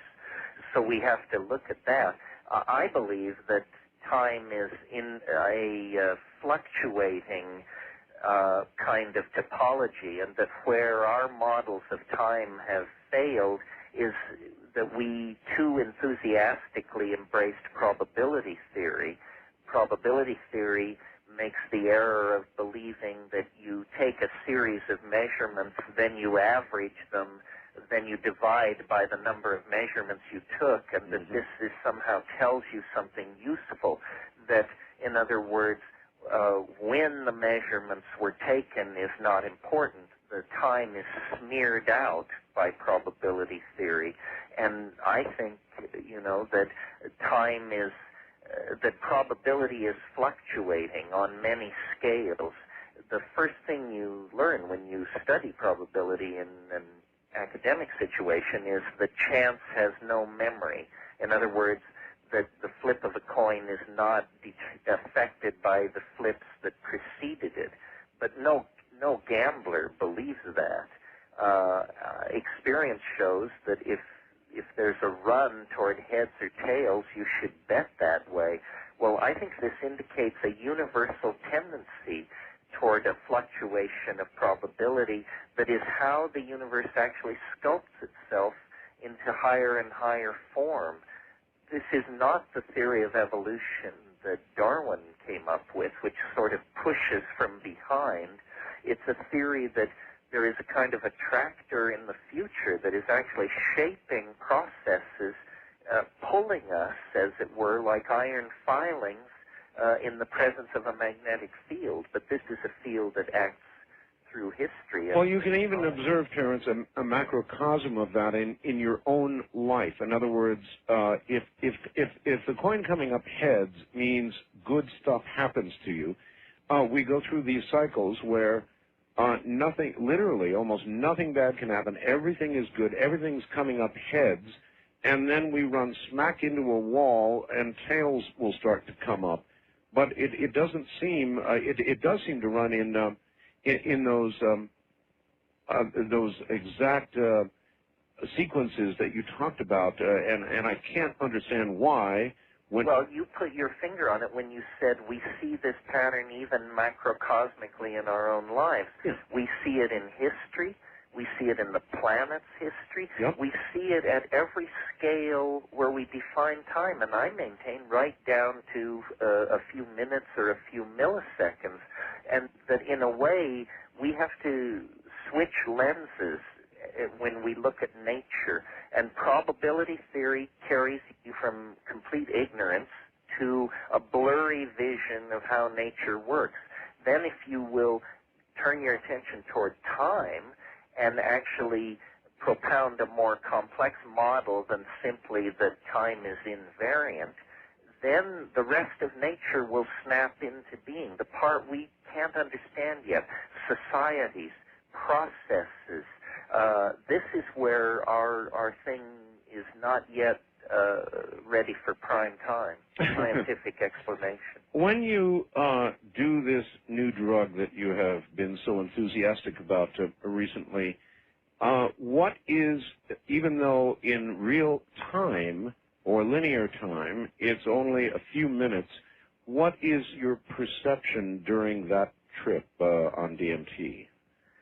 Well, concerning time, you mean? Yeah. In other words, are you aware that you have only been gone for X number of minutes, or is it an experience? There is an elongation of time, not a spectacular elongation of time, but what is interesting is the sense that you only do it once, and that no matter how many times you do it, it never repeats. You just go back to the same one again. It's bizarre. And so if you did it early in life. I first smoked DMT when I was about 20. Yeah. I always seem then to be 20 again going into it. The other thing about DMT that suggests a time aspect is you feel like you have fetal body proportions, that your head is very large compared to your torso. And now that you've got me onto this subject, I'm recalling a DMT trip years ago where I did it with two women who sat across from me, and at one point in the experience I opened my eyes, and these were both women, probably 25 years old, and one of them was running backward in time, changing into a 15-year-old, a 12-year-old, an 8-year-old, and the other one, her hair was turning white, her gums were retracting, her skin was, it was, talk about amazement. And I didn't say anything at the time because I didn't know whether it would be interpreted personally. My personal feeling was it wasn't a statement about the personalities of either of these women or how I felt about them, that I was actually seeing time run forward and backwards at the same time. It was a lesson to me out of the DMT place, but it was definitely a strong hint of a kind of time we're not accustomed to. Oh, that's a remarkable story. That really, I'm going to give that some serious thought over time in the linear world. First-time caller line, you're on the air with Terence McKenna. Hello, where are you, please? I'm from Silver City, New Mexico. Okay. And Terence and Art, good morning. And good morning. We spent some time together down in Catemaco about 5 years ago at the Entheogenic Botanical Conference. I was the clinical herbalist down there. And, yes, that was a wonderful time in the rainforest of Catemaco. I'm glad you're still trucking. Still working with the plants. And I have two questions. One, I was wondering if what do you feel about all of these mutating viruses and bacteria that seem to be manifesting all over the globe? And the second question, which is kind of bizarre, I think in many respects that to approach a lot of these viruses and bacteria with remedies or cures, being a clinical herbalist, I sometimes look at all different forms of medicine, hallucinogenic, botanical medicine, homeopathic medicine, and recently I've been wondering if you knew of anything concerning meteorites used as medicine, specifically like the Murchison meteorite that fell in Australia in 1969. It contains many organic molecules which are not found on Earth. And I'm wondering if you've ever, in your research or experience, have ever come across meteorites being used as medicine, especially meteorites that contain amino acids which are not part of the one might also, though, question whether some of the new and mutating viruses and bacteria are not being delivered by these healing meteorites. At any rate, it is a very good question, Terence. We have all of these new little bugs that are turning against us in increasing numbers, with our ability to combat them decreasing at about the same rate. What's going on? Well, one thing that's going on is we're disturbing habitats that have never been disturbed in the rainforest, in the warm tropics. I mean, that's what the Ebola thing is about, and that's what these aerosol leukemias in New Guinea are about. We're going into places where human beings have never been and busting up the joint, and nature is fighting back. This is very real, and it's problematic. Also, you mentioned, Art, there's a minority but respectable opinion in the scientific community that believes that virus particles and prions and things like this are being delivered to the Earth's surface from the extraterrestrial environment, and that this is plagues from space that book by Fred Hoyle was very interesting, where he correlated numerous epidemics with the Earth passing through cometary veils and this sort of thing. So it wouldn't surprise me if the Earth's biota was being challenged and renewed by material from space. And I think that the inner solar system is becoming more dynamic and active. I think there's a lot of material moving around out there. This is a nightmare to the scientific and military community. As a matter of fact, Terence, they don't understand it. We have had objects coming down in Greenland, over El Paso, constantly over Colorado and Georgia and the Bay Area. More things coming down with no good astronomical explanation whatsoever. And who knows what they're bringing with them.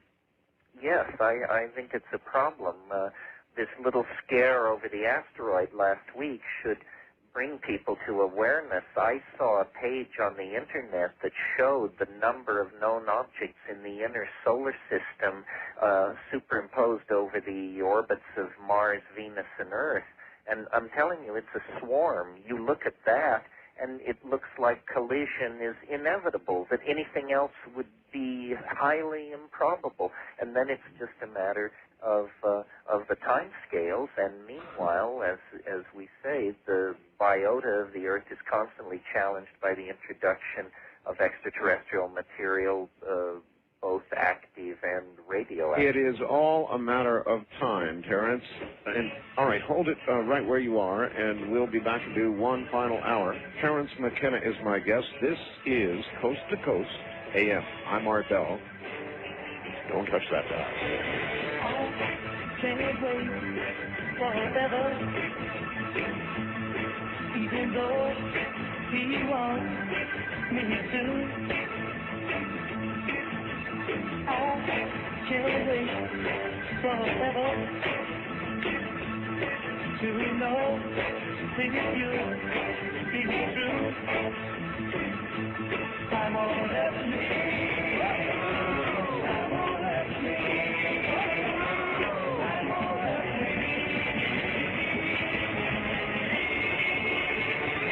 me. With that love.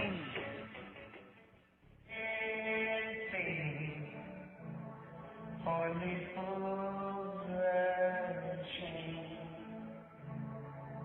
and I came here falling in love with you.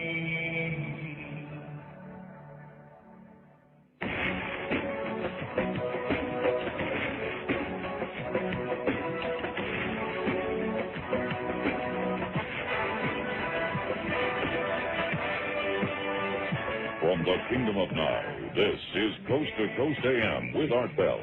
From east of the Rockies, call Art at 1-800-825-5033. West of the Rockies, including Montana, Wyoming, Colorado, and New Mexico, at 1-800-618-8255. First-time callers may reach Art at area code 702-727-1222. And you may fax Art at area code 702-727-8499. Please limit your faxes to 1 or 2 pages. This is Coast to Coast AM with Art Bell. Now again, here's Art. Terence McKenna's here this morning in the early hours. Not so early for him in Hawaii, about the midnight hour or so. We'll get back to him in a moment. All right, here's what Dave says the president should have said in his State of the Union address. Members of Congress, people of America, I banged her like a cheap gong, which is not news, folks, because if you think Monica Lewinsky was the only skin flute player in my orchestra, you haven't been paying attention. The only babes in D.C. I have not tried to do are the First Lady, Reno, Albright, and Shalala, mostly because they're a little older than I like, and they have legs that former Houston Oiler Earl would envy. Which isn't to say that I don't appreciate Hillary, I do. If not for the ice water coursing through her veins, I'd be pumping gas into farm equipment in Hope, Arkansas, and she'd be married to the president. So, let me set the record straight. I dodged the draft, hid FBI files, smoked dope, flipped Whitewater property, set up a new Korean wing in the White House, fired the travel staff, paid hush money to Hubble, sold the Lincoln bedroom like an upscale Motel 6, and grabbed every ass that entered the Oval Office. Got it? Good. Now, if he'd said that or some variation of that at any point, what do you think the reaction would have been? Terence. Well, I caught the State of the Union address, and I thought it was some variation of that. God, I can't top that. First-time caller line, you're on the air with Terence McKenna. Hello. Hello. I'm out here in Los Angeles. This is Jeff. Yeah. I'm having a problem with a little bit of Terence's trips with DMT. I'm near 50 right now, and I used to play around with DMT in a crystallized form back when I was around 20 years old. And she says that you I want to get this correct. Are you saying, Terence, that you keep having the same trip over and over? Because I didn't find that to be true at all. No, I think what I'm saying is that it takes me to the same place over and over. In other words, it's got a very unique character. It's not like anything else, and it keeps being what it is each time I try it. Well, I personally found myself that it didn't take me to the same place. In fact, the only way that it even took me at all to the same, even calling it the same place, was it was just an hallucinations, or I wouldn't even call them hallucinations really. I'd call them more distortions. And I find that with most psychedelics, like LSD, for instance, that in all the trips I've taken and all the experiences I've taken with other people, that I've never personally had a bad trip, but I find that more people that have bad trips with LSD and psychedelics are people that are not stable. Yes, I agree. I said earlier that psychedelics dissolve boundaries. That's good for most of us. We're pretty tightly boundary defined, but some people are not. Some people are having an uphill battle just to keep the boundaries in place, and those people are definitely not candidates for psychedelics. I don't think psychedelics are something for everybody. I view it as a kind of a psychic and athletic calling, like ocean kayaking or rock climbing. You need to know your tools, you need to know the territory, you've got a buddy system in place, and you're physically trained and mentally prepared. That's how I see it. It's not, that's why I railed against the concept recreational drugs, which I just think is some kind of weird way to sell speed in nightclubs or something. All right. Terence, here we go again. I'm trying to devote this to the listeners because I could ask you a million questions. Wildcard line, you're on the air with Terence McKenna in Hawaii. Where are you, please? Hello, Art and Terence. I'm Bob in KES country, Beaverton. Oregon, okay. Right. All these things you've been talking about tonight, I'd like to put them in the same pot and stir them up and see what comes out. Computers as sentient beings, when you look at the depths of our perceptions, for instance, I've been studying people's ability to perceive signals from the Earth, and then look at reverse speech with David Todd Oates and his findings that we are very much sexual beings in the underlying areas where reverse speech comes out. How are you going to put those together, all that processing, all that perceptual abilities, and then try to put that into a computer?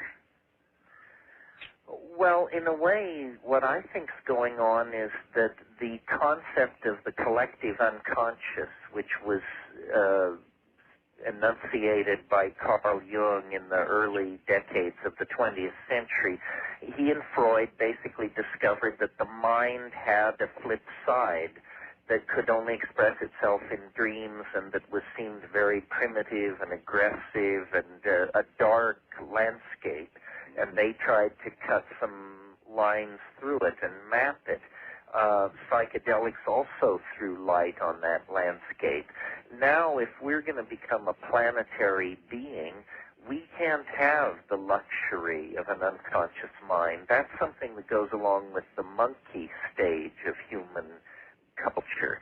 And so comes then the prosthesis of technology, that all our memories and all our sciences and our projective planning abilities can be downloaded into a technological artifact, which is almost our child or our friend or our companion in the historical adventure. And this is all being done by very switched-on people who learned the rules of the unconscious in the 60s, largely from psychedelics, and are now in a position to technologically implement a cultural artifact, the Internet, that actually casts light into the unconscious. I mean, I believe in information, and I believe if people can find out, know the truth, and it will set you free. Well, the Internet is opening up the avenues to truth to more people faster than at any time in history. And this was not the plan of the managerial class or the nation state or the corporate elites. It's a side to the technologies that they put in place that they never foresaw, as is always the case. Actually, the Internet, of course, the genesis of it was with our very own government. Do you think that they, in effect, birthed their own worst enemy? In a sense, they created their successor. They transcended themselves. When they built a network that could withstand thermonuclear exchanges, they built a multi-centered, dynamic organism that lived on information.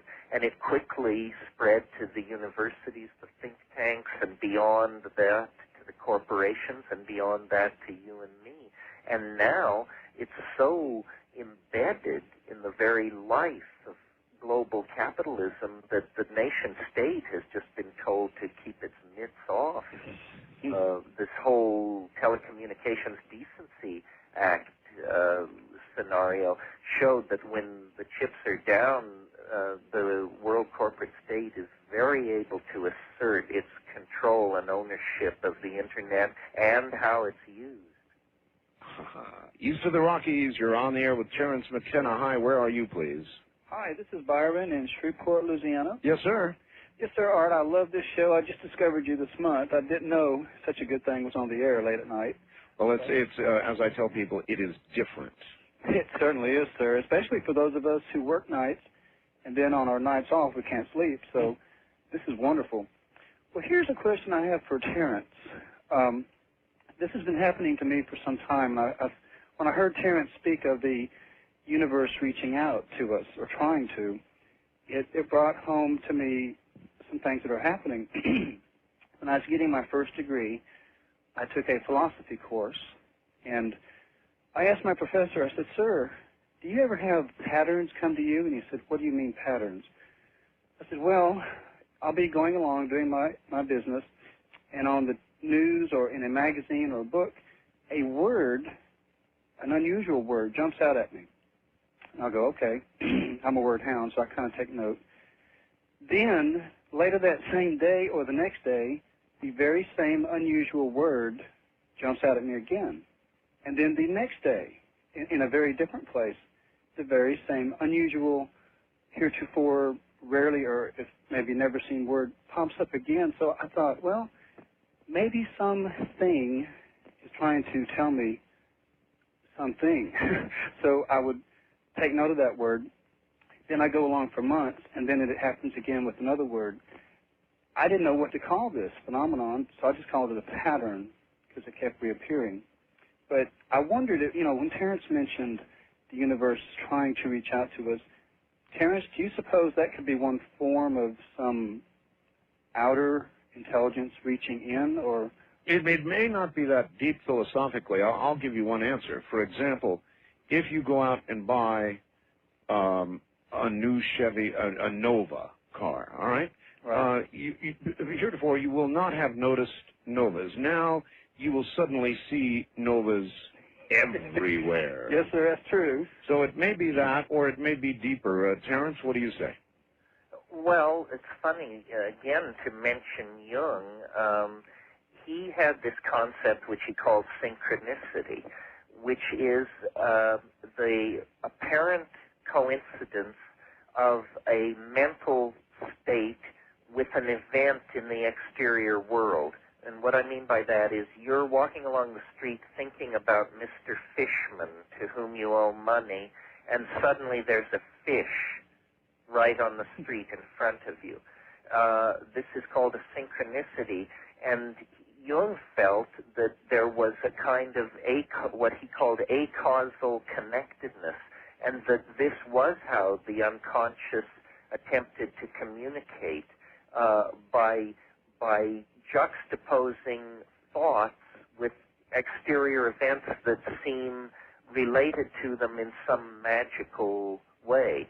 And if you're, sometimes synchronicities 1 or 2 a week, and we just sort of notice it and pass on, but they can build. And when we're going through spiritual crises, or when we're intoxicated on psychedelic drugs, for example, these synchronicities can multiply until the whole exterior world seems to be trying to communicate something to you. And it's alarming to ordinary psychiatrists because they call it delusions of grandeur. The patient thinks the world is trying to communicate with him. But having been on the inside of this, I can tell you it's very powerful, and a lot of Chinese philosophical thinking has been based on recognizing this synchrony, this resonance between mind and nature at critical times. So as you see this fish reminding you of the man who owes you money, flopping on the ground, gasping and dying out of the water, do you take pleasure? Well, I had a dead fish in my image, so it wasn't an issue for me. It didn't flop. All right. No, it didn't flop. In fact, it was quite light. West of the Rockies, you're on the air with Terence McKenna. Hello, where are you, please? No, I'm from Sacramento, California. All right, you're going to have to yell at us from Sacramento. Go ahead. Okay. Terence, I was just wondering, your current standpoint relative to the great scheme of things, what would your answer be to the old question, what is the meaning of life on our stay here on Earth? Oh, wonderful question, one that we started with yesterday. You might ask it this way. What is the greatest question that humanity could have answered for itself? Well, in classical philosophy, they said, here's what classical philosophy is about. Who are we? Where did we come from? Where are we going? These are the 3 questions. Everything arises from this. Each leads on to the other.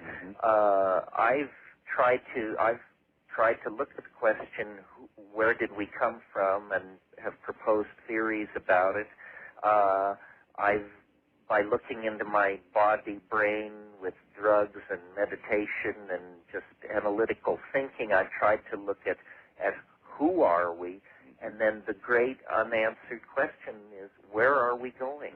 What is to be the destiny of the human race? Are we an episode in the biology of this planet, or will we build an Eden strung along the Milky Way, and from there to yet grander and greater things? We don't know how much intelligence there is in the universe, but we certainly know that something has broken out on this planet in our species that is like nothing else in the order of nature. What if we are nothing more than a virtual zit on the face of reality? Well, if by virtual you mean that we are inside some kind of artificial simulacrum, that this is a piece of software being run, well, then the question is by who and to what end? I could accept that. My life is so much like a story that I'm constantly asking the question, who writes this? Who writes this stuff? Who writes this stuff? I mean, who thought me up? Who thought Art Bell up and put us talking like this in front of 22 million people? That doesn't happen in reality. That kind of thing happens in art of a very finely honed sort. And so I want to know, what is the medium and who is the artist and who's paying for this production? First time caller line, you're on the air with Terence McKenna. Hello. Hello, Terence. Hello, Art. Hi. Oh, you're weak too, boy. I have weak phone connections. Okay, Yell at us, I'll sir. yell. Oh, that's better. Okay. First of all, I want to say that I've had some DMT experiences, and I've had the privilege of doing them outside the jurisdiction of the United States. Louder, please. Yeah, louder. He Okay. says he's had DMT experiences outside the jurisdiction of the U.S.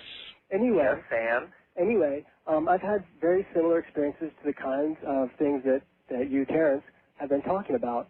Also, what I did something else that brought me to a new space.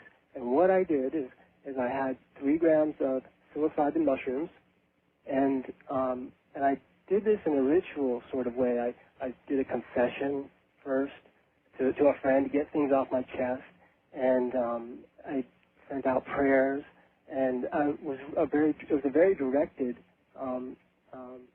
ritual. All right. Let me then put that question to him. He said that what he did, grams of psilocybin and so forth, he did in a very ritualistic way. Do you think that there would be anything to that, in effect, cleansing yourself before doing something like that?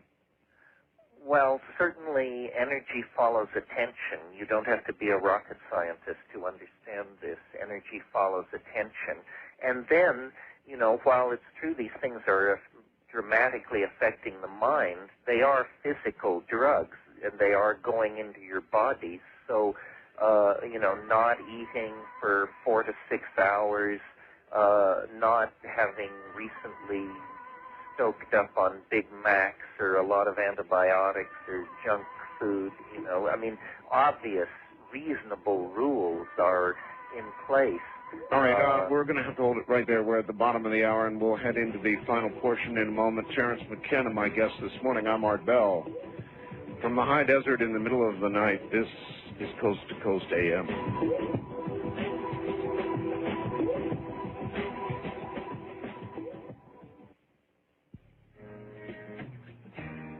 Midnight at the oasis, send your camel to bed. Shadows painting our faces, traces, the romance in our head. Heaven's holding a hand, moon, shining just for us. Let's slip off to a sand dune, real soon. Kick up a little dust. Come on, cactus is our friend. He'll point out the way. To talk with Art Bell in the Kingdom of Nye. From east of the Rockies, dial 1-800-825-5033. West of the Rockies, including Montana, Wyoming, Colorado, and New Mexico, 1-800-618-8255. First-time callers may reach Art at area code 702-727-1222. And you may call Art on the wildcard line at area code 702-727-1295. To reach Art from outside the U.S., first dial your access number to the USA. Then 800-893-0903.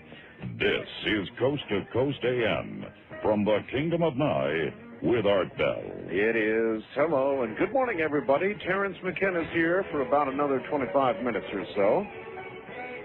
Here's kind of an interesting facts, a dissenting facts, and here's what it says. Computers, as we know them, will never become self-aware. They barely work. They do what I program them to do. I design the system embedded software. And if you only knew how screwed up the software is, you wouldn't be worrying about the Y2K bug. As a matter of fact, if the internet itself actually ever did become self-aware, the first thing it would do would be to delete Windows 95. After the sun goes down, after the stars come out, after dark, it's the world of Art Bell. Now, After Dark is more than just the time beyond daylight. After Dark is the definitive chronicle of nighttime radio, the Art Bell newsletter.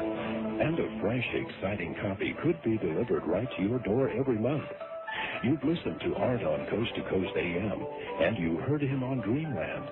Now, for those who want more, there's After Dark.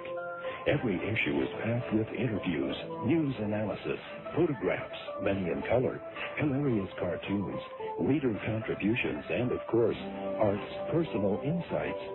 That toll-free subscription number is 1-800-917-4278. That's 1-800-917-4278. The night has closed in. Art Bell is here, and so is After Dark. And so is Terence McKenna. And that is an attitude, Terence, of a programmer who does this embedded software thing and admits to being totally script-set. It's never going to be self-aware. That is, I guess, one attitude. Is that macro thinking of one single programmer who is failing to embrace what's actually really going on? Well, while we were off air, I was online and looking at the AI pages, and I would just recommend to someone with that attitude that they search words like superintelligence, artificial intelligence, and look at the stuff posted on the web. I work with a computer every day. I don't have the same experience as the person you quoted. I find the evolution of software, I can't keep up with it. I don't feel any of us have written software that takes advantage of the hardware's capabilities. In other words, no one has tested the edge of the hardware. The failure is in the software writing department. But if you look at what people like Bruce Damar at Digital Space are doing, the Singularity web pages, the artificial intelligence web pages, the transhuman web pages, the we're getting a little breakup here.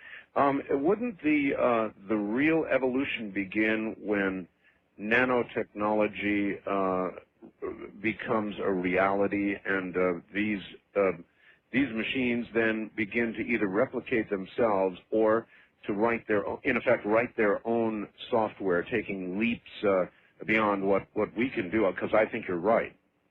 Well, that would be one revolution. Another, I think, that will come sooner is when everything is implants.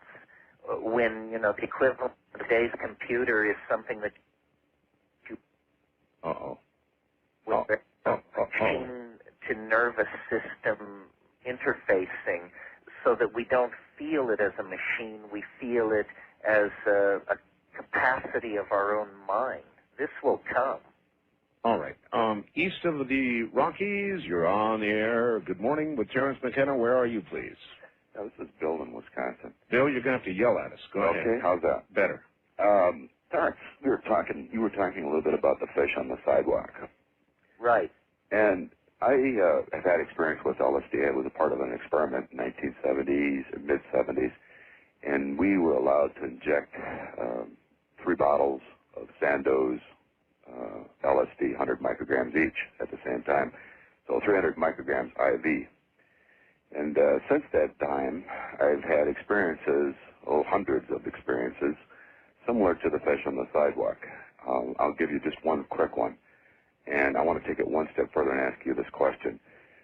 On the way to the motor vehicle department, I borrowed $35 from my girlfriend to get my motorcycle back in the 70s. And I said, wouldn't it be something, to see an interesting plate come up? Well, it came up UIO 35. Perfect example. Now, what's your question? Well, to take the fish story one step further, and I've found it hundreds of times since then, that not only does it reflect what you're thinking or whatever, but reality seems to actually change as you walk, change as you think. Yes, well, now, I would say that this is a clue to the fact that the story you've been told by science and physics and chemistry and all that is simply that you're a person in a story. It's because all such things don't go on in the world of ordinary probability and ordinary physics. And so it's like a certain point in the evolution of your understanding where you realize that physics and chemistry and all that is not what it's about, that you're inside the story. And I think the juice in that insight is that you can then try and figure out whose story is it. In other words, is it your story, or do you exist in this story to open the door for somebody on page 220, and is that it? And then, of course, the ultimate aspiration to become the author of the story. Imagine if I am the author at times, okay? Other times you're nothing but a bit player. That's it. That's right, and the trick is to get some handle on those moments when you are the author. I've been working at it. All right. Excellent. Thank you. Thank you very much. Very good question, actually. First time caller line. You're on the air with Terence McKenna. Hello. Yes. I eventually wanted to get to, I have a physical condition known as cough syncope, and when I combine that with a hatha yoga discipline known as Uddiyana Bana, and I am a 60s child as well. I'm your ages, and I've experimented with purple Housley's originally. I trigger an internal biological, could be a natural production of DMT that allows me to enter a prolonged, I guess we call it flow consciousness now. Lucid dreamings involved, synchronicities involved. Well, we were talking earlier about this, about yoga as a chemical factor. I listened to the full 2 hours now. I have not disagreed with a single word I've heard, except for perhaps what you said in the introduction, Art. Actually, it was Tom Wolfe's electric Kool-Aid acid test, Ken Kesey and the others on the bus. It's 10,000 hits of original Purple Housley's. It's buried out near Winnemucca. Not 50,000 hits of Blue Santos. But, my experience analytically takes me, you mentioned, probability theory, and really that comes down to quantum mechanics now, and you begin to understand non-locality. And when you look at it from the, say, Masaz Aliad's shamanism, archaic techniques of ecstasy, Dene's book, Consciousness Explained, where you look at the AI parallel computing back through von Neumann machine, making us believe, all right, that we have individual identities, just another belief system. All of this, really does take us, I think, to the geometrical structures that you talk about. Yeah, when you look at the self, that what we're going to have to understand is that psychedelic experience and quantum mechanical theories actually come together. The brain is the perfect instrument for exploring these microphysical low-energy states, and yoga and shamanism and psychedelics, this has been going on for a long time, not using metaphors drawn out of the evolution of modern science, but using equally powerful metaphors created in different contexts. But the big news is the future prosecution of science into new areas is going to involve using the brain as an instrument and giving up the idea of scientific objectivity as a naive positivist notion, and let's just get down and explore being with all the means at our disposal, chief of which are pharmacological and chemical. And while you hang on, I suppose, tenuously, however, strongly to this scientific paradigm, you're not going anywhere, right? Right. We see what's held, one of the issues around drugs is that scientists don't study them from the inside because this would compromise their supposed academic objectivity. But by studying them from the outside, they end up knowing nothing about them. So you have an emperor's new clothes situation, and everybody in pharmacology knows this. The good pharmacologists simply take the drugs but never say so in print. So in order to be as public about it as you are, one must find a remote mountainside in Hawaii and become a virtual or very nearly a hermit, and then speak out with some safety. Is that a fair assessment? That's about it. By voluntarily becoming a physical hermit, I get to have a podium in cyberspace. Wildcard line, you're on the air with Terence McKenna. Good morning. Oh, good morning. I'm calling from KHVH, Honolulu. Honolulu. Oh, boy, what a route. Yeah, louder, please. Okay. Terence, are you in the Big Island? Because the New Agers say the Big Island is like an energy vortex. You have Pele, the volcano, and Pele, which is also a Hawaiian goddess. And then I was looking at the map. I don't think you have to be a sensitive to perceive that the Big Island is an energy center. We got the world's largest volcano here, right in the middle of the Pacific Ocean. We feel protected by Pele. She puts lots of mercury vapor into the air and keeps real estate cheap and tourists away. And then do you like being there? Because, like I was looking at the map, the Big Island is 180 degrees, almost exactly the other side of the world from the pyramids of Giza, which is another energy vortex. No, what interests me about the Big Island is that it's at 19 degrees 30 minutes north, which is the critical place to study the skies of Mexico. That means that the skies off my front porch are the same skies I see when I go to Palenque and Uxmal and all the Mayan sites. So I love that. All right. East of the Rockies, you're on the air with Terence McKenna. Where are you, please? That'd be J27 on your Minnesota state map, Art. All right. And I listened to you probably for the past year or so, and I wouldn't. It's unbelievable how hard it is to get through, but I tried twice, and here you are. And here I am. And also to Terence. I used to subscribe to High Times, and they had a pictorial back in the 70s of over 150 different varieties of indica from Hawaii. Do you believe that to be true, or? And also, I have another question. It may have been true then. They fly hard out here and have driven the pot growers pretty far underground. I mean, there's definitely still primo Pakalolo, but it's not like it was in the roaring 70s. Yeah, so, but there are, I used to live in Northern California, and I experienced red hair and purple hair Sensimilia, and it's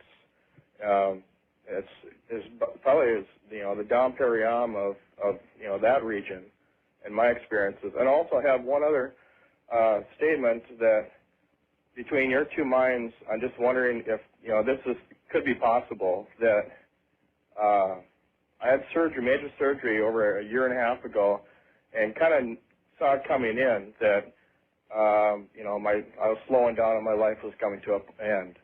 And now, after recovery, that I'm getting this feeling that other than just an act of kindness, which is possible, and I'm a nice individual, but I just seem to be looking, for my age, I look young, and I just keep to myself, and I'm kind to other people. But lately, over the past week to 10 days, people that I normally wouldn't have contact with are smiling at me, and it just seems to me like I have this image of the look of death, but it's channeling through these people, and they recognize me in that certain way. I'm just wondering if that's just crazy, or if that could be true. No, you're going to die. Well, that's someday. I don't know, Terence. I don't know. Intuition is intuition, and noise is noise, and it's a very hard call and a very important one. So what you do is you cook it in your mind, and then you go with what feels right. All right. West of the Rockies, you're on the air with the answer man, Terence McKenna. Hi, Terence. This is Phil, listening to 610 KONA. I heard you last 23rd May last year, and do you have an information letter available to those without computers? Do you have anything new published in the last year, and have you had any new revelations in the past year? All right. Well, a lot of past year there. Do you share through any other medium other than the internet, Terence? The internet is pretty much it. I have books, and I'm interviewed a lot, and I've been interviewed in the past year in Magical Blend, but usually in small rave and music magazines seem interested in me. The internet is the place where there is endless amounts of my material, much of it put up not by me, and thank you to those people who do that. I think that's probably the place to get the most information about me. I was thinking the other night about DMT, and I thought of a phrase I've used to describe it, Arabian hyperspace, and I searched on the internet, and it spat out my own text at me. It was a very weird moment. Yeah, it must have been. It really must have weird. been. There's plenty of Terence McKenna on the net. Well, you know, here you mentioned hyperspace. You mentioned 19 degrees. Mind you, not 19.5, but 19. Have you ever listened to Richard Hoagland and his discussions about hyperdimensional physics? Oh, yeah. The problem is, Art, I knew these guys too soon. I knew them so long ago that I know how squirrely they truly are. I've played poker with them. All right. One last. I think we're almost out of time. Wildcard line, you're on the air with Terence McKenna. Where are you, please? Aloha, Art. I'm in Captain Cook. I'm actually about 1,000 feet north of 19.5. And I wanted to ask Terence a couple of questions. One was about cannabis and ibogaine. And the other was I wanted to thank him for, at one time he was going to be a witness in my trial for the religious use of cannabis here in Kona. And what is your question about cannabis and ibogaine? Well, I'm interested in the fact, or what you think of the fact that they're the only two plants that are illegal to grow in the United States, and ibogaine being a addiction interrupter.